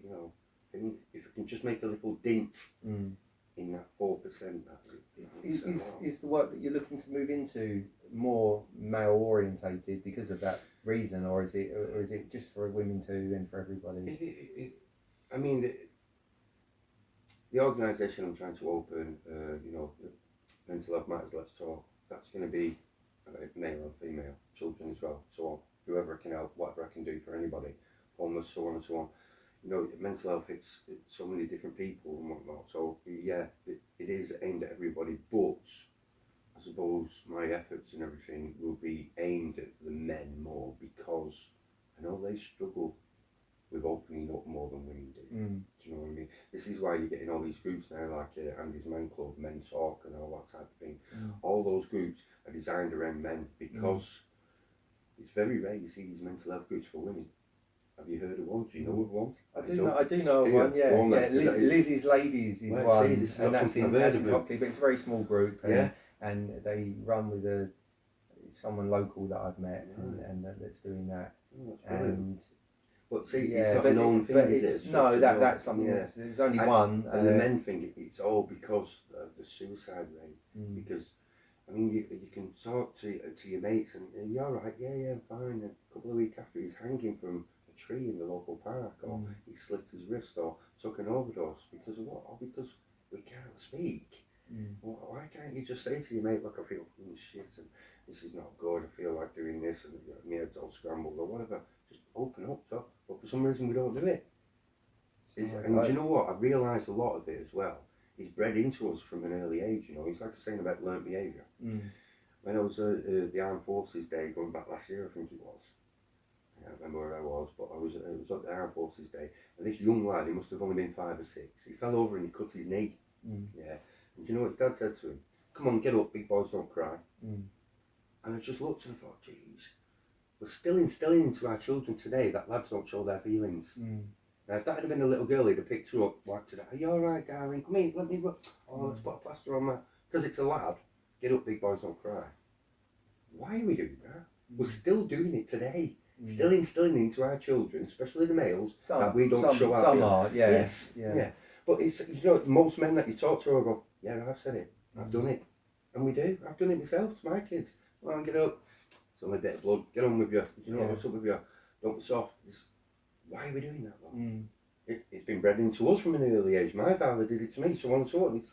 Yeah, get up, come on, you're a big like lad. trying to encourage resilience, isn't it? But at the same time, It's not doing that, though, is it? And allowing the emotional. It's like I say to people about crying. To... Crying, right? It's a scientific fact that when you cry, it releases endorphins into the brain by crying. Yeah. Now, we're taught as boys that we don't cry, we don't show our feelings. So technically, all we're doing is bottling up these feelings. But if we cry, it releases it all. So, but we're taught not to do that. Don't cry. You know, wipe the tears. Come on, you big lad. Get up. Yeah. Why? We need to stop doing it. But everybody's doing it. You speak to any bloke and they'll go, oh, I've done that. I've said that to my kids. Emotionally, that that suppression stays within the body if it doesn't get released in some form. Crying, talking, and so on and so on. Yeah, doing some kind of physical thing, writing, then you've got to let it out one way or another. But we're told to bottle it all up. Yeah. Yeah, I don't know why, but it's gone through generations and generations and generations. It's been going on for hundreds of years. We've always been taught to be like that. All lads are. We grow up to be big, tough, strong lads. Why can't we cry? Why can't we be? Why are we not allowed the same emotions and same feelings as women? Why not? Still human beings.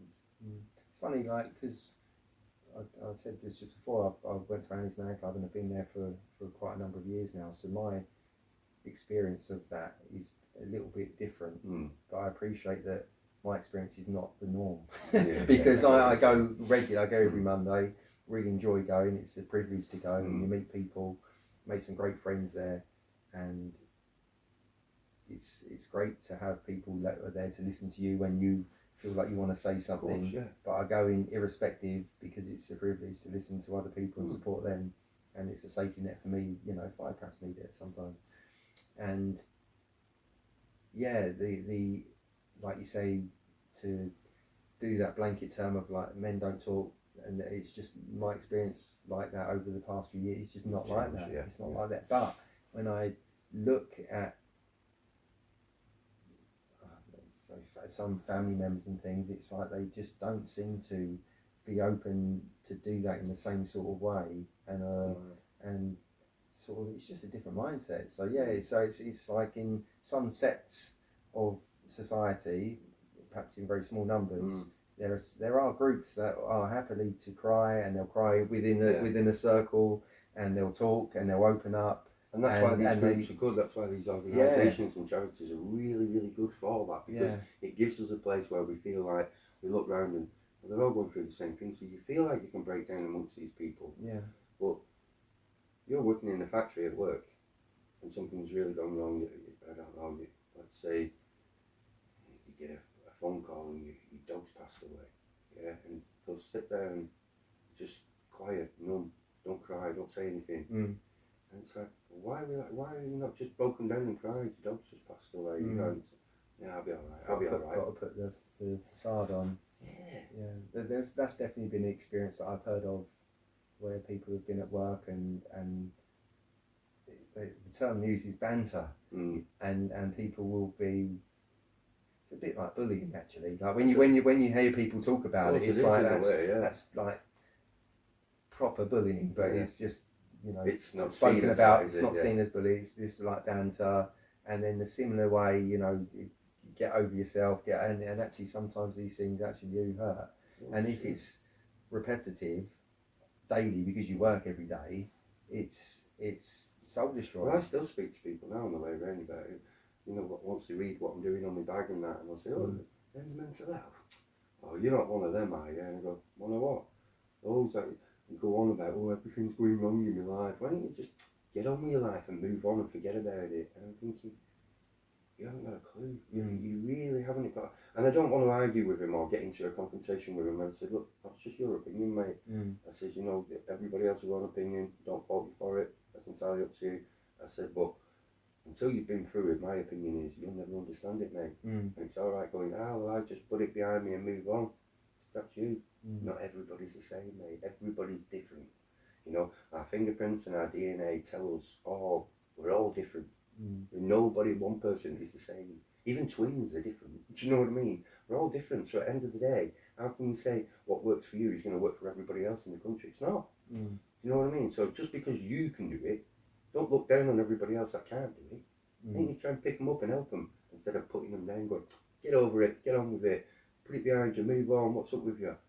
Stop being like that. Maybe just try and be a bit more sympathetic with people.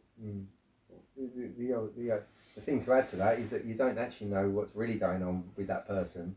Oh, because true. do you know what I'm saying? Yeah, because no, even saying that is a bit of a front, because everybody has stuff that they think about, and everybody, that's what life is. It's not supposed to be easy, it's supposed to be hard, and then you're supposed to learn the lessons to grow. That's the idea.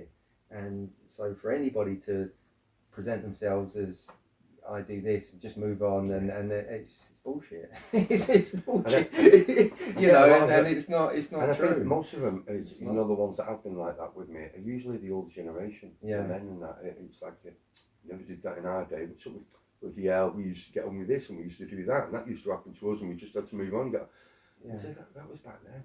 Yeah, everybody's got something wrong with them these days, ADHD or this, that and the other, or there's always something wrong with somebody.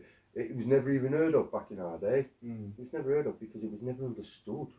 Doesn't mean it wasn't happening, it's just you never understood it back then. I was classed as a naughty child, it was just naughty at school. I was always in and out of trouble. But no, I've got dyslexia, I can't spell properly, I struggle reading. But that was never picked up on at school. I was just a naughty kid.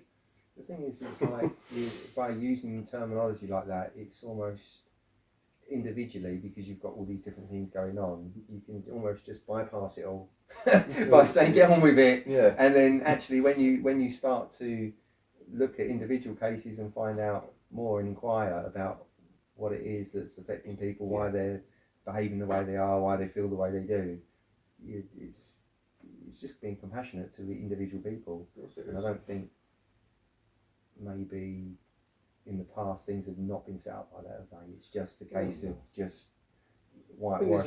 This is how things are done. There's a lot more research into things now, and a lot more things are understood with technology and science and everything else that's moved on over the years. And, we discovered more about the brain and the way it works and this, that, and the other, and that's why all these conditions have come about now, because they're studying the human body, they're studying the brain, and when you see all the chemicals changing and moving, and this time the other ones put all these probes on your head and they're going, oh, he's thinking this and that, lighting up here. And so they understand more now, so this is why they can say, yeah, you've got this problem, there's that problem, because this part of your brain is flashing on our computer, and technically it shouldn't be.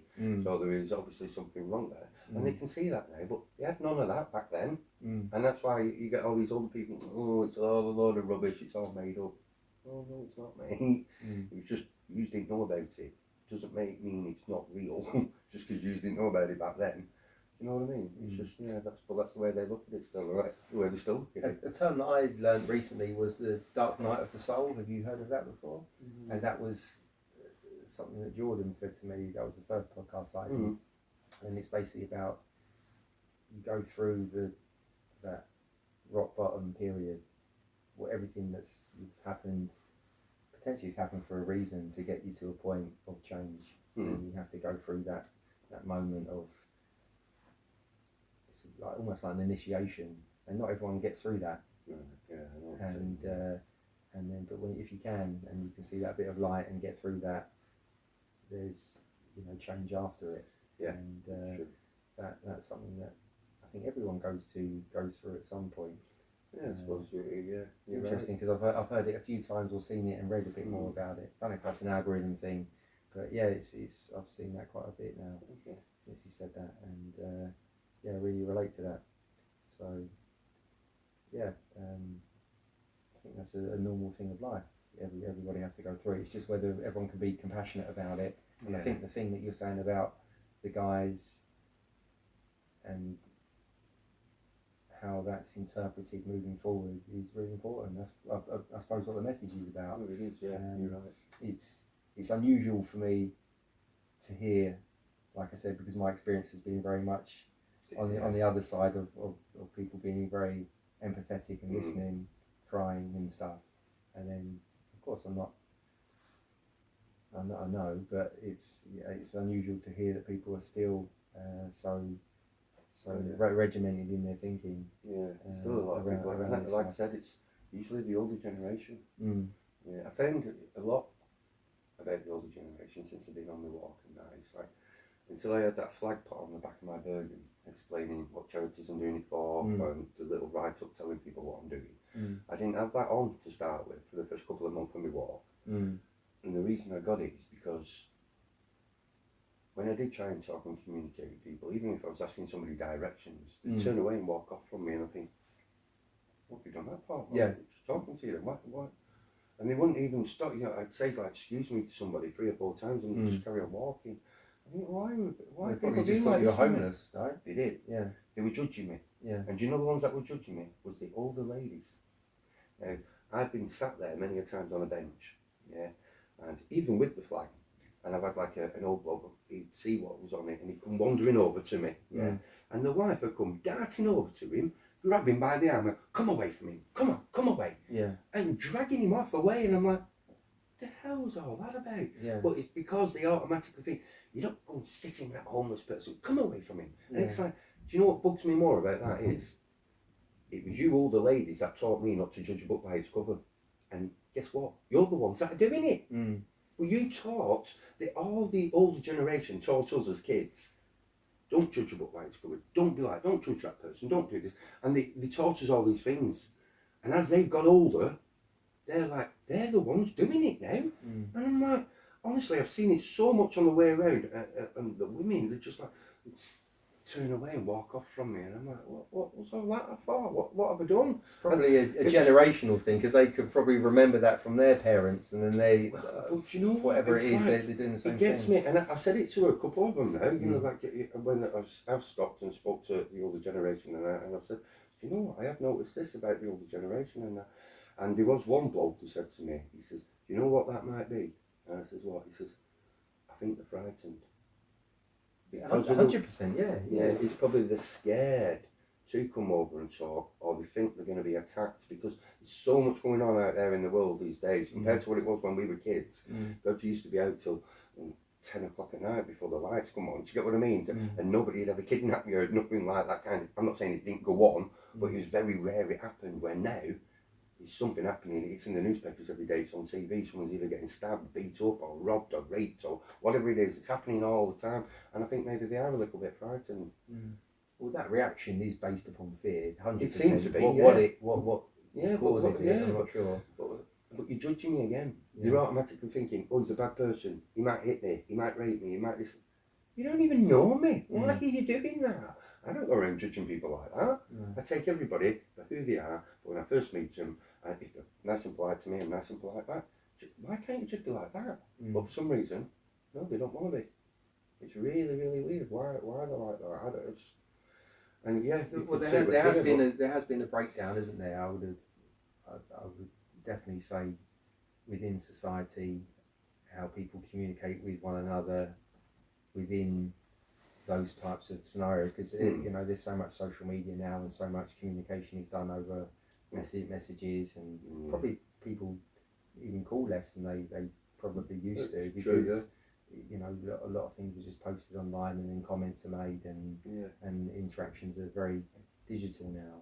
So you know, it's probably an element of that as well, where people just don't feel necessarily safe to communicate with strangers. I'm not sure. I don't know. Yeah, like I said, it's a little annoying when I see it. I think it was you lot that taught me not to do that. You know, the first thing you'd say, you know, when you was a kid, you know, don't judge him, you don't even know him. Or, don't judge her, you don't even know her. Why would you say that about her? That's disgusting, don't be like that. And that's what you used to get all the time. You're the ones that are doing it. It's just, you know, I look round now and I think, well, what's the world come to? So with the flag, obviously you said you started your walk, and you've got a number of charities now that you're raising money for. Yeah. So when you started the walk, was the aim always to raise money for charity? Did you start with that intention, or was it just a case that you were in a place mentally that you just thought, you know what, I'm just going to do this, and you've read about this other guy that has done it, Chris Lewis, and then started, or was? I think a lot of it was, it's, you know, I was going to do it for charity anyway, so I did pick the charities that are, you know, that are close to my heart, that either help me or my family in one way or another. That's why I picked the 6 charities I'm doing it for. But when I set off, technically, great to raise money for charity, and I love doing it. But that's not what it was about. It was about sorting my head out, getting me in a place where I could come back to society, sit and talk to people like this, where I wasn't in a place to be able to do that. Do you know what I mean? I just didn't want to be in crowded areas. I didn't want to be around people. I didn't want to communicate with anybody. Just wanted to be on my own, sit in my house, do nothing, not talk to anybody. You know, and that's the way I was. But it wasn't doing me any good. It was just festering and getting worse. And then I tried to commit suicide and so on. So, and all these, you know, all that was. I just needed to break free and get out, and I needed to do this for me. But then I realised on the way around, it's, you know, I can help other people in a similar situation as me. There's a lot of people out there suffering like I am and can't talk and won't speak. And, you know, if I can give them that little bit of hope and that inspiration, that, you know what, he can do it, so can I. How long did it take? Do you remember? Or maybe it just goes like this, where you were feeling how you felt, and then you were walking for X amount of time, and then you thought, I'm actually feeling all right.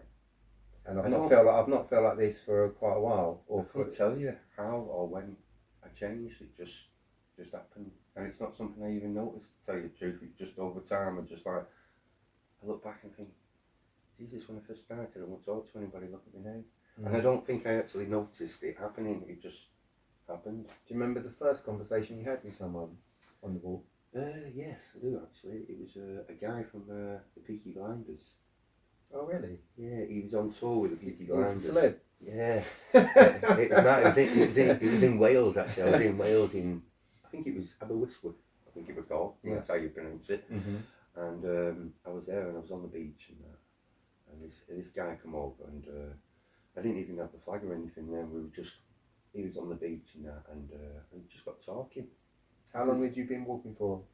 I don't know, about 2 months or something like that then. And he came over to me and I'd had my tent on the beach and he says, "Not staying there, are you, all night?" And I went, "Yeah, I'm going to camp here tonight." And he says, "Bloody hell," he says, "Are you here for long?" Like, I said, so I explained to him what I was doing then. You know, I'm walking around, I'm doing this, blah, blah, blah. Yeah, so are you here all night then? I said, "Yeah, I'm going to camp here tonight." I'll be back in about half an hour. Right, all right then. So he come back with his missus and his little one. They brought me a roast beef dinner, a couple of cans of beer, and they sat down with me and we had a little fire going and we sat there and we spoke all night. But he come back over in his outfit as well, in his Peaky Blinders outfit. And because he was on tour with, you know, they did the Peaky Blinders tour. Don't know about that. What filming, or they were on stage or something? It was like a stage thing, wasn't it? Theatre production. Yeah, theatre thing that they were doing. Yeah. And he was one of was he actually from the show, from the telly, and then doing that? No, or was I he don't just think an actor? No, like I think he was on stage. When he was on the stage, there was a couple of them from the actual show. Okay. So he'd show me pictures and everything with them all and all that. So yeah, and we just got talking and we did a few photographs and that together. A really nice bloke, but he was the first one really I sat and spoke to, and his missus. They both came out, and his little one as well. He come out and yeah. It was brilliant night, it was actually. He sat there for about 3 or 4 hours with me as well. Just sat there, yeah.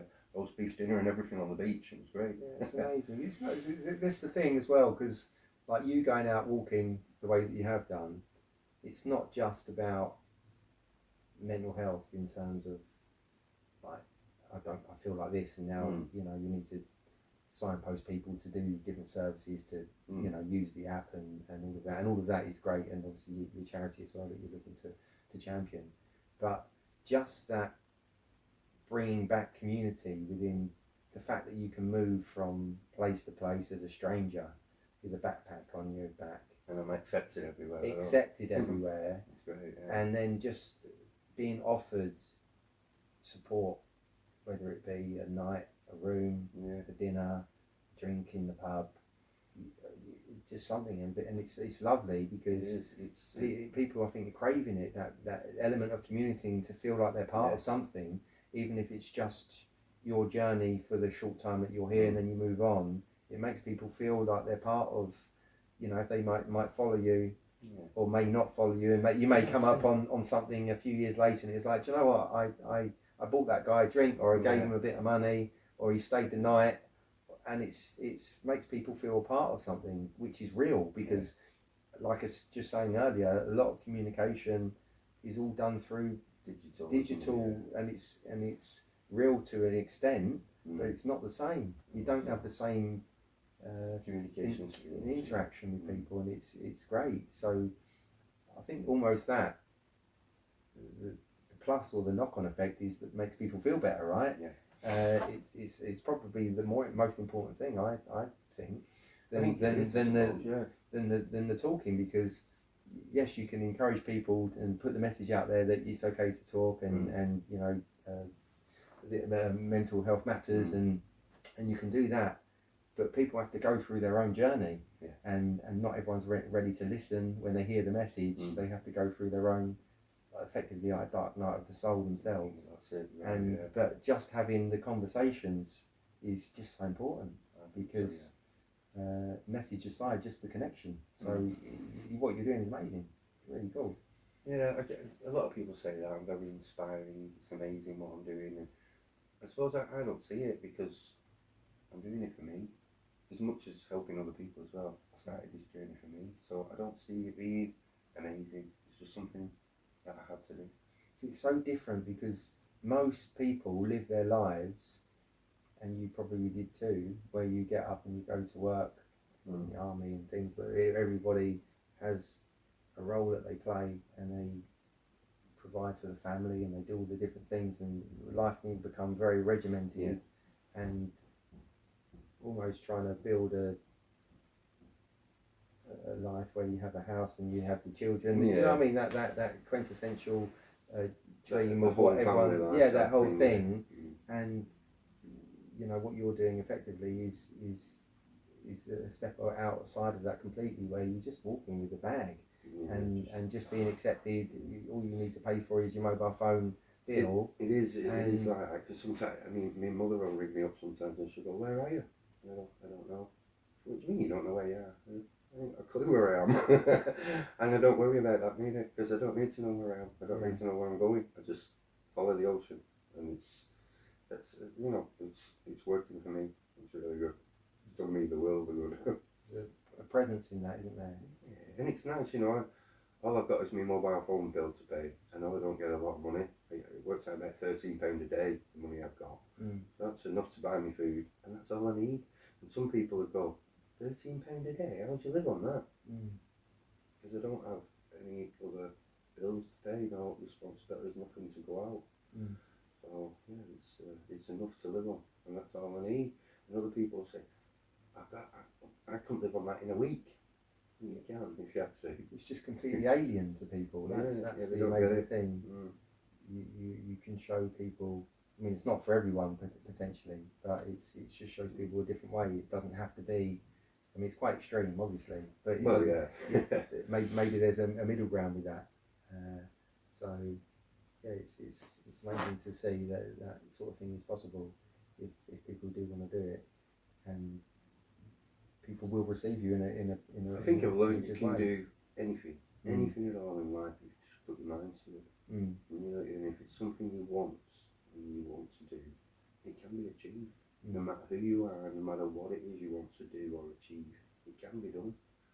Nothing is impossible. Nothing can't be achieved and done without a little bit of hard work, a bit of perseverance, and just never giving up. Have you always thought like that, or is that new? It's new. Yeah. God, I used to say to the ex-wife sometimes, I didn't have bad luck, and I've fucking none at all. Everything I touched used to go wrong. Well, that's the way I perceived it.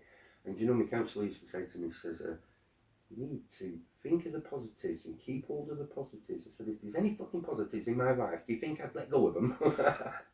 And that's the way I was. I never seen any positives, but now, and it's funny because I do say to people, it's like, you know, my girlfriend will ring me up sometimes and she'll say, this is happening, that's happening, blah, blah, blah. I said, worry about it.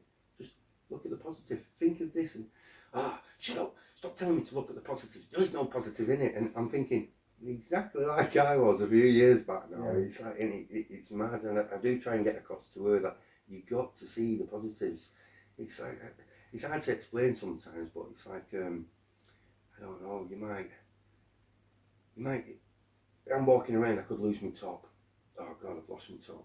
But it done back, I've still got my trousers. Do you get what I mean? It's like, does it matter? Gratitude. Like, yeah, just be grateful and gratitude. Just be grateful for what you have got.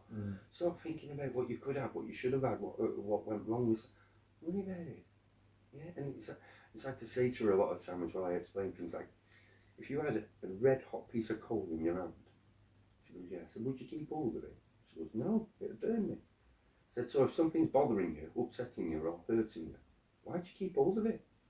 And she looks at me and says, it's not the fucking same. It is the same. If it's bothering you, if it's upsetting you, it's hurting you, or it's getting you down, or depressing you, whatever it is, let it go. Yeah, it's a good analogy. Forget about it and move on. It's, and not like, I'm not saying forget about your mental health and move on, because it's not that easy, but what I'm saying is if somebody's saying something that's upsetting you, they might be calling you names, or they might be, I don't know, blackening your name, saying bad things about you and all that. Why are you letting it bother you?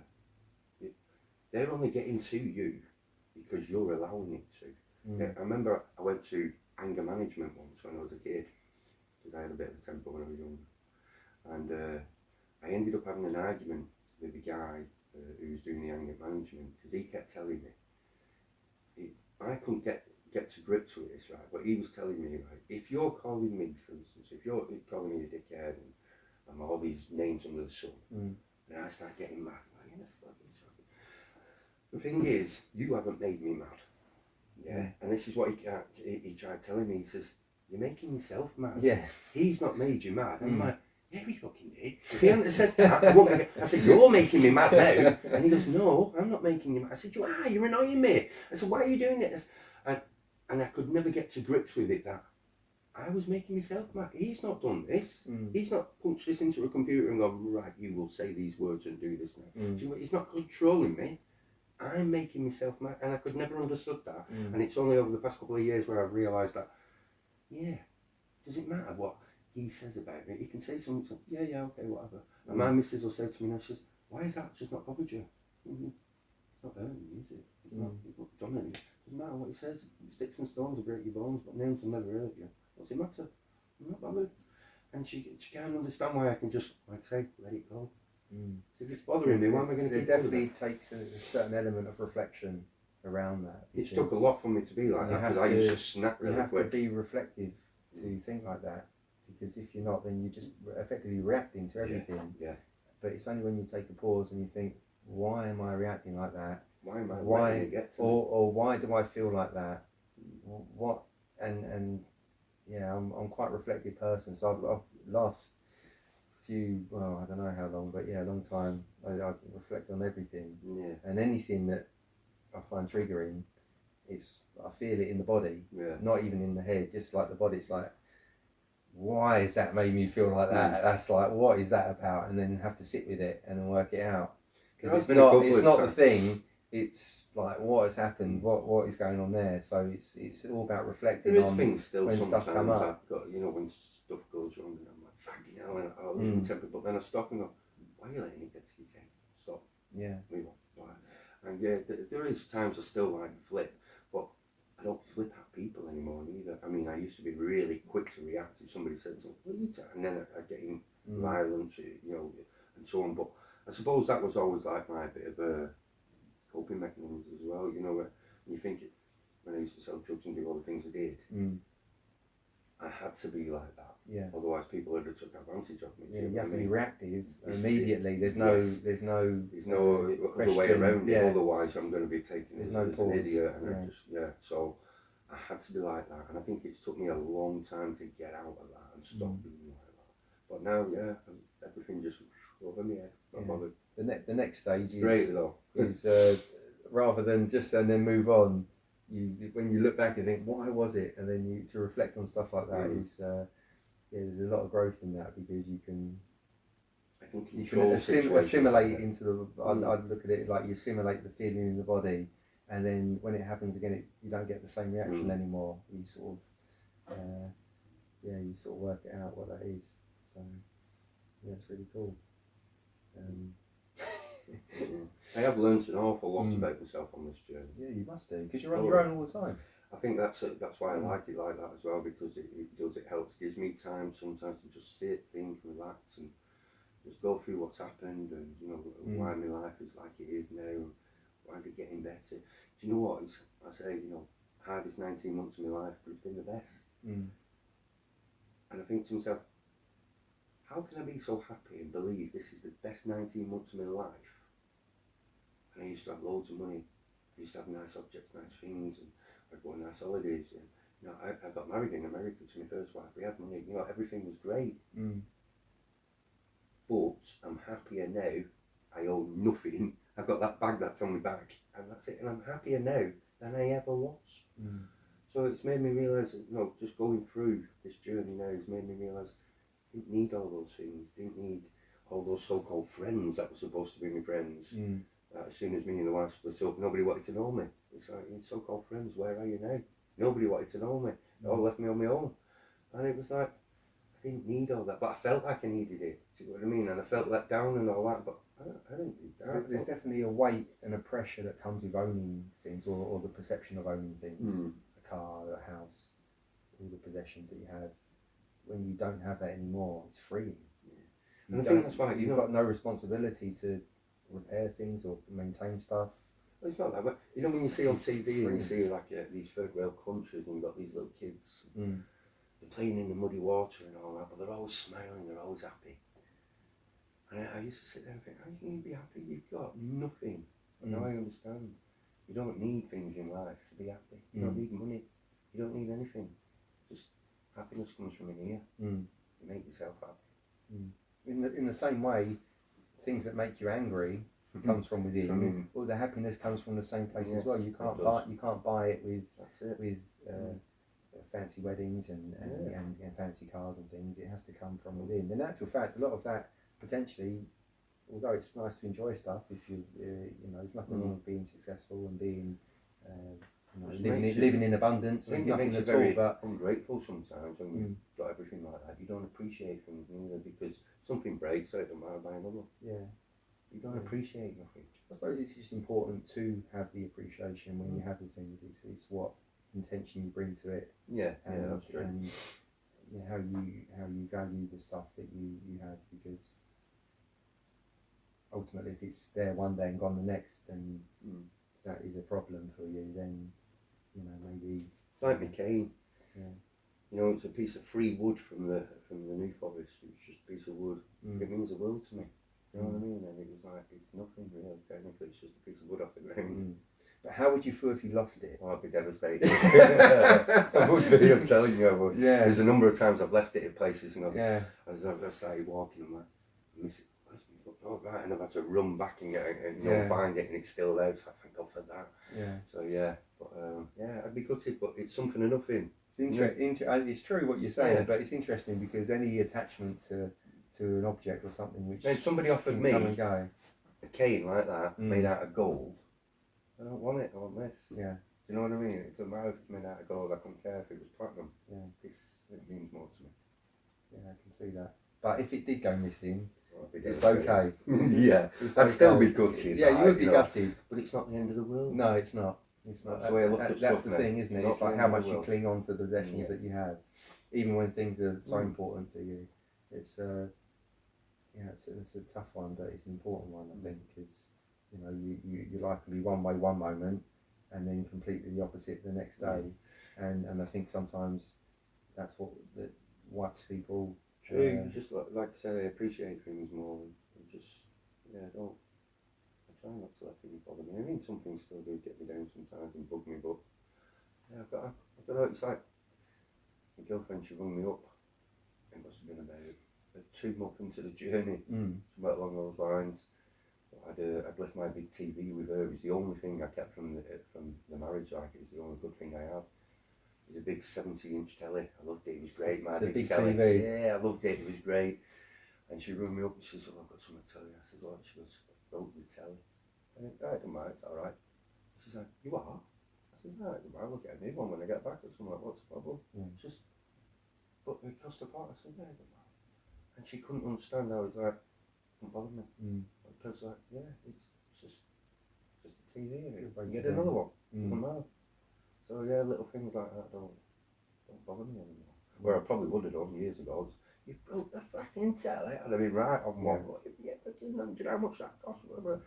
And I'd probably been screaming and shouting, but yeah, I'd learned to let so much go over my head now. But it makes me a better person. I feel better for it. My life's better. I'm happier, and I don't need all these other things in life, and I don't need people to make me feel better. I don't need people to go, you know, we'll do this for you. We'll come round. We'll help you decorate. I don't need anything. I want anything. I can do things on my own, and I'm all right on me.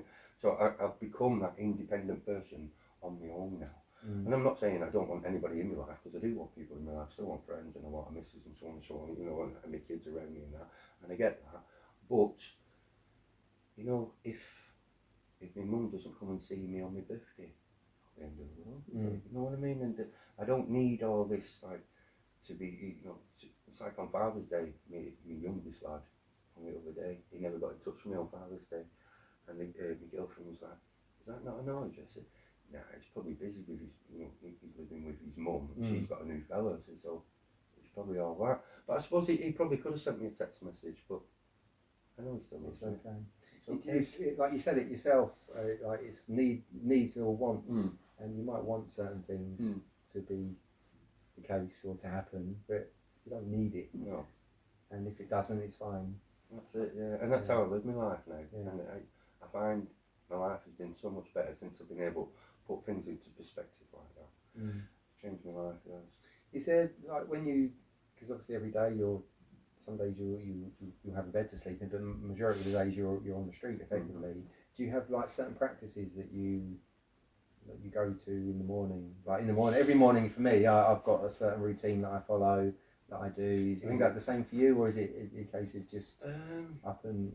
I can usually do, you know, it's mainly at night time when I'm coming to places and that. I usually try and find somewhere where there has to be some kind of trees or somewhere near me where I can go to the toilet in the morning, especially for number 2 if I need it. So I try and camp if there's a toilet nearby. That'd be great for me, so I'll camp near a toilet if possible. If not, there has to be somewhere where I can go. So when you're arriving at a new place, immediately in the daytime, you're looking for somewhere where you're going to be staying for the night. A shelter, but you know, like you get these like shelters on the seafront, like benches. As soon as I spot them, I'm thinking, right, I'm not going too much further today. I'm going to sleep in here. And then I'm spotting things on the way up. You know what I mean? Right, there's a toilet there. There's a pub over there, so I can charge up my equipment. Or there's a cafe there. Maybe I could charge there. And, you know, but I'm always constantly thinking like that all the time. Yeah. Like Jason Bourne. Technically, I suppose, I'm walking around like that, So, but I suppose I need to be like that, otherwise, I could. There has been times that I've wandered around and it's got really late one night, and it must have been about, I don't know, 10, 11 o'clock at night, and I haven't found anywhere to camp. And I'm like, for fuck's sake. And then I started getting stressed, thinking, where the fuck am I going to camp? Because everywhere was concrete as such. There was no grass. And is that a no-no? Well, not that it's a no, I don't mind, but it just rips the bottom of your tent. Okay. You know, if you're turning over it in it and you've got it pitched up on like the concrete, it's not too clever. So, and all the time you can't always put your pegs in. You get what I mean? Because it's concrete, so you're having to use bricks and things like that to keep it down and stuff. It's gonna be a nuisance. So, you know, if I haven't got grass or whatever, I usually try and find a bench. But this one night I was really stressed. It was getting late, getting tired. My girlfriend's rang me and I'm like, can't find anywhere. Just stop ringing me a minute, will you? Just go away. And I hung up on her, and it was like, I mean, I did ring back later on and apologise, but at the time it was like, where am I going to? And I ended up sleeping. There was a children's park, and you had like, you get these slides that go around like that. And I slept in one of them. So I'd sleep anywhere really, wherever, as long as the rain's up, I'm not bothered, I'll sleep in it. I've slept in public toilets on the way around. I've slept everywhere. Everywhere and anywhere. I was thinking more like in terms of journaling and stuff, or anything like that you're doing at all, or not really. No. That sounds it. No, I don't know. I just enjoy it all. I think every bit about what I'm doing has just been great. Even like when the weather's bad and all that. I love it. You take photos and videos when you're in different places? I do. I mean, I've got loads of videos and that on my phone at the minute, and I haven't had a chance to edit them and put them up. Well, that's because I've been building this application at the moment. So a lot of the time, it's down to battery life, reception, if I can put stuff up, you know, depending on where I am. If I'm out on the coastal path and I'm in the middle of nowhere, I don't always get reception, so I can't put anything up even if I could. Then it's down to battery life again. I need to keep a certain amount of battery life because if I get injured, I've no way of contacting anybody. If I'm stuck out in the middle of nowhere, it's no good if my battery goes flat. So things like that I have to monitor all the time, make sure I've got enough battery. As long as my battery packs are charged, I've got a full charge in my phone, then I'm off for the day. I'm alright for a couple of days before I need another charge. But when it gets towards the end of those couple of days, I need to find somewhere to charge, or I need to make sure I get inland sometimes to get food, get charged up. So it's constantly planning like that type of thing. Right, can I go there? And I'll speak to people, you know, like when I went around the peninsula, just over the other side of the Crouch River, I went round that bit, and some bloke said to me, he said, "You'll get round it in a day." He says, "But there is no shops and nothing like that round there." So I thought a day, got enough food, probably for a couple of meals or and then I thought I ain't got enough water, so I left that spot where I was. I had to walk another 4, maybe 5 miles back to town to get some more water and get some more supplies, because I thought I ain't going to make it round there without anything. Do you know what I mean? I've got little bits but not enough to get around. So things like that I have to plan and make sure that I'm going to have enough food to get to where I'm going. That when I get to Scotland is going to be difficult. A lot of that I'm going to be snaring and catching my own food and that, because over the northwest side of Scotland, I don't think I'm going to hit a shop for like 3-4 weeks. Do you know how to do that? Yeah, I can snare and fish and stuff like that. I'm not brilliant at it, but yeah, I can do it. Oh yeah, something I'm going to have to get good at anyway. I can gut and whatnot as well, and, you know, skin a rabbit, etc. and that, so yeah. When did you learn that? Really, as I was a kid, really, just being a little delinquent, I suppose, and always wanting to investigate stuff, you know, if we did come across a rabbit and that. And I was always out in the woods building dens and huts, and, you know, if we come across like a dead rabbit or a dead bird, it's like, get me penknife out, get this open, and I was always messing and doing stuff like that, so I suppose learned it from being a kid, really. Just being inquisitive. See, that would be really foreign for me. I'm vegan as well, so I wouldn't like to do that. Well, there's shellfish and other stuff that you can eat as well, so yeah, there'd be stuff out there. Yeah. And it was Chris Lewis, the guy's story that I found out. Well, Chris Lewis has actually been in touch with me on the way around. Has he? He got my phone number because I was on Chris Binch's podcast, and he'd been on his podcast. So when I was on his podcast, he connected you, yeah? He connected me, and he rung me up, and he was telling me about Scotland. He said, yeah, like 4 or 5 weeks round there, you'll not see a person, you'll not see a shop. Wow. He said, so make sure, you know, you're going to be prepared for it. Need a knife, yeah. Yeah, he said there'll be nothing around there for you. He said you will struggle up that bit. Does that worry you? No, because there'll be that's like proper isolation, isn't it? Whereas at the moment you're on your own, but you are meeting kind people. Yeah, and I do get a lot of help on the way around. Where up there, that isn't going to be there. Which I suppose that is going to be quite difficult, because it's difficult with keeping a charge in your phone and all stuff like that. But yeah, I'll just get a solar panel. Solar one. Yeah, I'll just get one of them ones, and when I get there, see, if I don't need it, I won't buy it at the minute. But yeah, when I get up there, I'm going to need that just to be able to keep my phone alive in case I do get injured or something, so someone can find me. That's it. I have got flares and stuff like that as well, so, you know, those set flares on things. I think with any challenge like that, to look at it like you're going to be out there for weeks on end, it's probably not the best way. You just got to treat it one day at a time. Well, yeah, you do. Get through the day. It's a bit like what you do. You get to the place, and then you're looking, where am I going to sleep? Where's this? Where's that? And then you find, you know, you just move through the day moment. The good thing is I'll probably get that bit done quite quick, because I mean, at the moment I'm walking and I'm having to stop, talk to people. Somebody's always stopping me and asking, "Oh, what's this you're doing?" And then you can be talking for 10-15 minutes, and then you walk another 100 yards, and I'm doing the same thing again. You know, I'm constantly stopping and talking to people all the time, all the way around. Where I won't have that, you know, when I hit those type of places in Scotland that are very remote, I'm not going to see anybody. So most of that I'll get done quite quick, believe it or not. So do you find it frustrating to be stopped? I know, like when you're trying to get into a stride, and then like if you just had a long conversation with someone, and then 100 yards down the road, and I suppose that's what you're there to do. Yes, I enjoy it. Yeah, it's great. And I look at it as though every one person I'm speaking to is going to go back and tell somebody else. They'll tell somebody else. And that is getting the message out there what I'm doing. And it's getting the message out there about mental health, and that's what I want to do. So I don't mind stopping and talking to everybody. Yeah. That's cool. And you said you're on Facebook and Instagram and TikTok. Yeah. So how can people follow you if they want to do that? If you just put MHM, which stands for Mental Health Matters, Let's Talk, all one word, MHM, Let's Talk, and you'll find me. This light bulb should come up on all the social medias, and you'll find me. That's really cool. And what's the logo there? So it is a light bulb. It's a light bulb with like a brain in it, and it's like, it's ding, the light bulbs come on. Yeah, now I can talk, and I suppose when you do start talking and opening up, that's when the light bulb does come on. You can see things different. Do you know what I mean? But there's a new light in life. So. Definitely. And then also, you've got your bag here.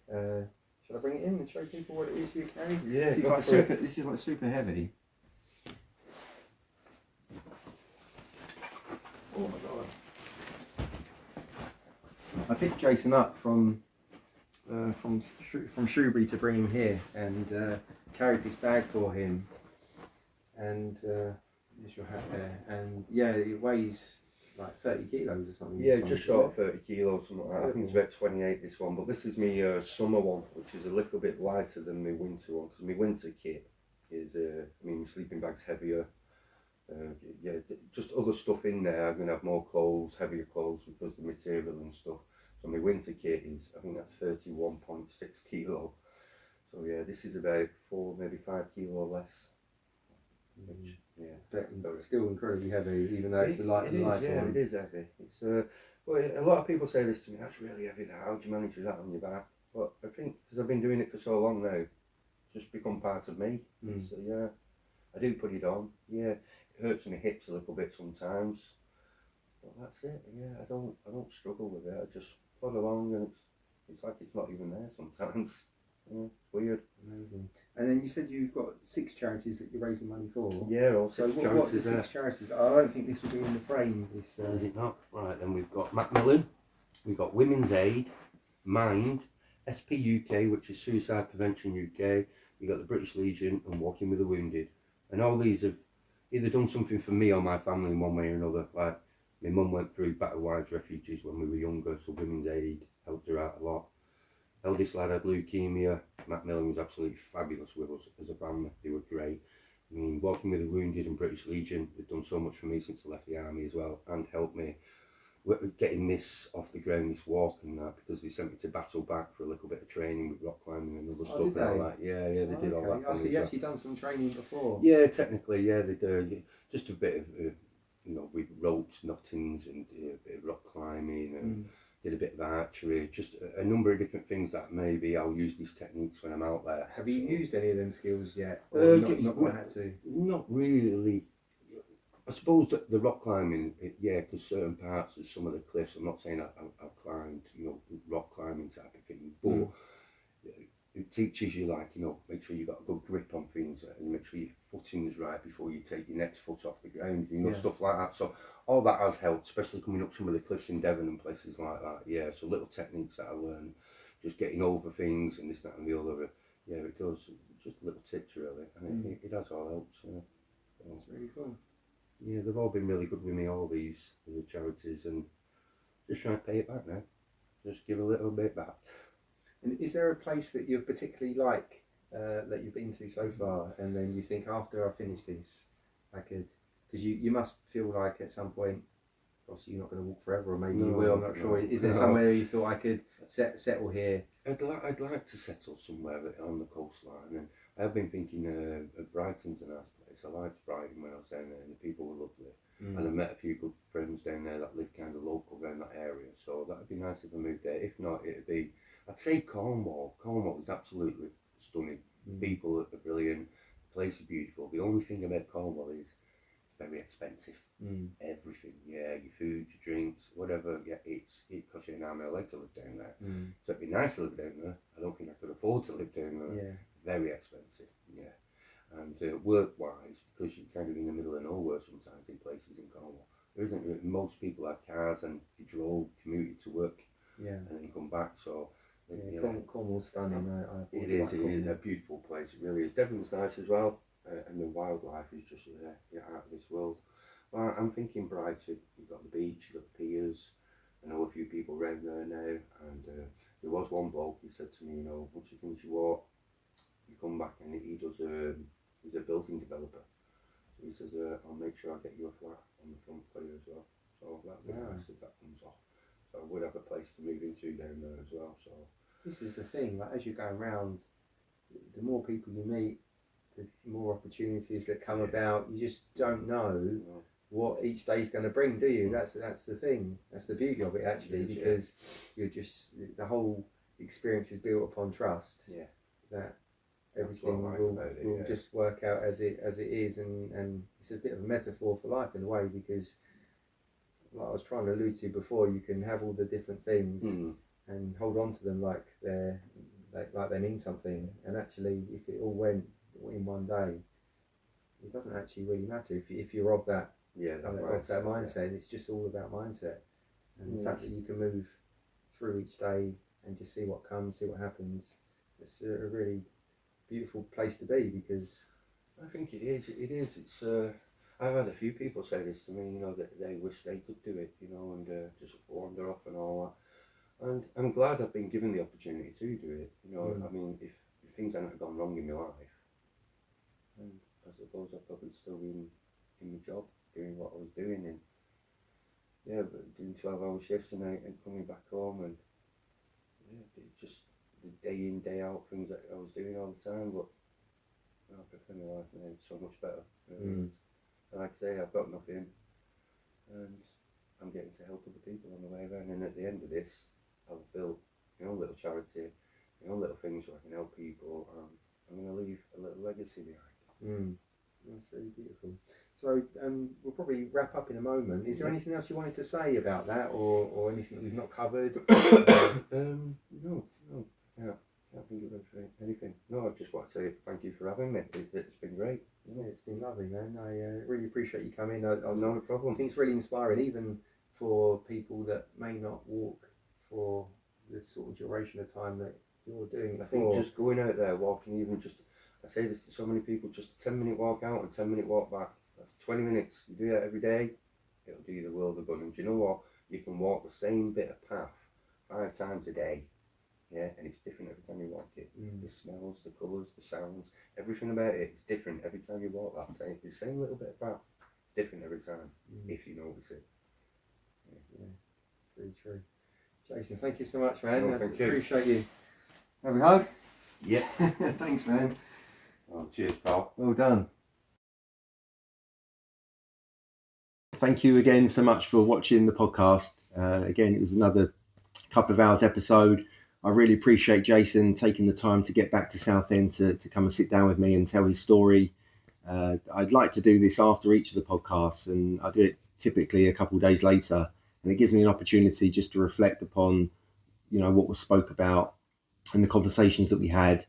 And it was a little bit different with Jason because he'd obviously travelled a bit of way to get back here to do the podcast specifically, and he's living on the street, right? So when he came, I picked him up, and we ate together. We done a dinner, and after the podcast, he stayed, and we put him up for the night, and he stayed, and then was on his way again the next day. So I know over the weekend he went back on the train, and he's gone back to the place that he needs to be, where he can continue his walk. But on reflection, what he's doing is so different to how normal life that I perceive occurs. He's carrying this backpack, which I showed you at the end of the podcast. It weighs over 30 kilos, and when picking him up, I actually carried the backpack for him, and the weight of it, you'd have to feel it to appreciate how heavy it is. I struggled even just to get it on my back, just to carry it for him. And the idea that he's walking around the whole of the country carrying that backpack with him is a feat on its own. So I don't quite actually understand how he's doing it. He's been doing it for a long time already. He's got a long time to go. So please keep following him. And he's got Instagram and TikTok and Facebook. So I'll put the links on there. And he's trying to raise a bit of money to raise support for the mental health charities that he's supporting. So if anybody's interested that's watched and would like to donate and support that too, then I'm sure that Jace would really appreciate that. And again, any messages and things to follow his progress would be really cool. We've had a lot of thunderstorms this week, so I hope that you're keeping safe, Jace. I hope that you look after yourself. And yeah, again, appreciate to everybody that's taken the time to watch the podcast. I really hope that you're enjoying it. I'm really enjoying it too. I know over the first few episodes that we've done so far, they've been very man heavy and not had any women on just yet. So the next guest is going to be a lady, which I'm really excited about. It'll give a little bit of a dynamic, and I didn't want the podcast to be or come across as being just for men. It's just how that's happened. So yeah, really excited to move forward into the next one. It's going to be coming very soon, and I look forward to doing more. So please follow, and if you can, subscribe if you'd like to do that. Share it if you want to, and take care of yourselves, and I'll see you soon. Thank you.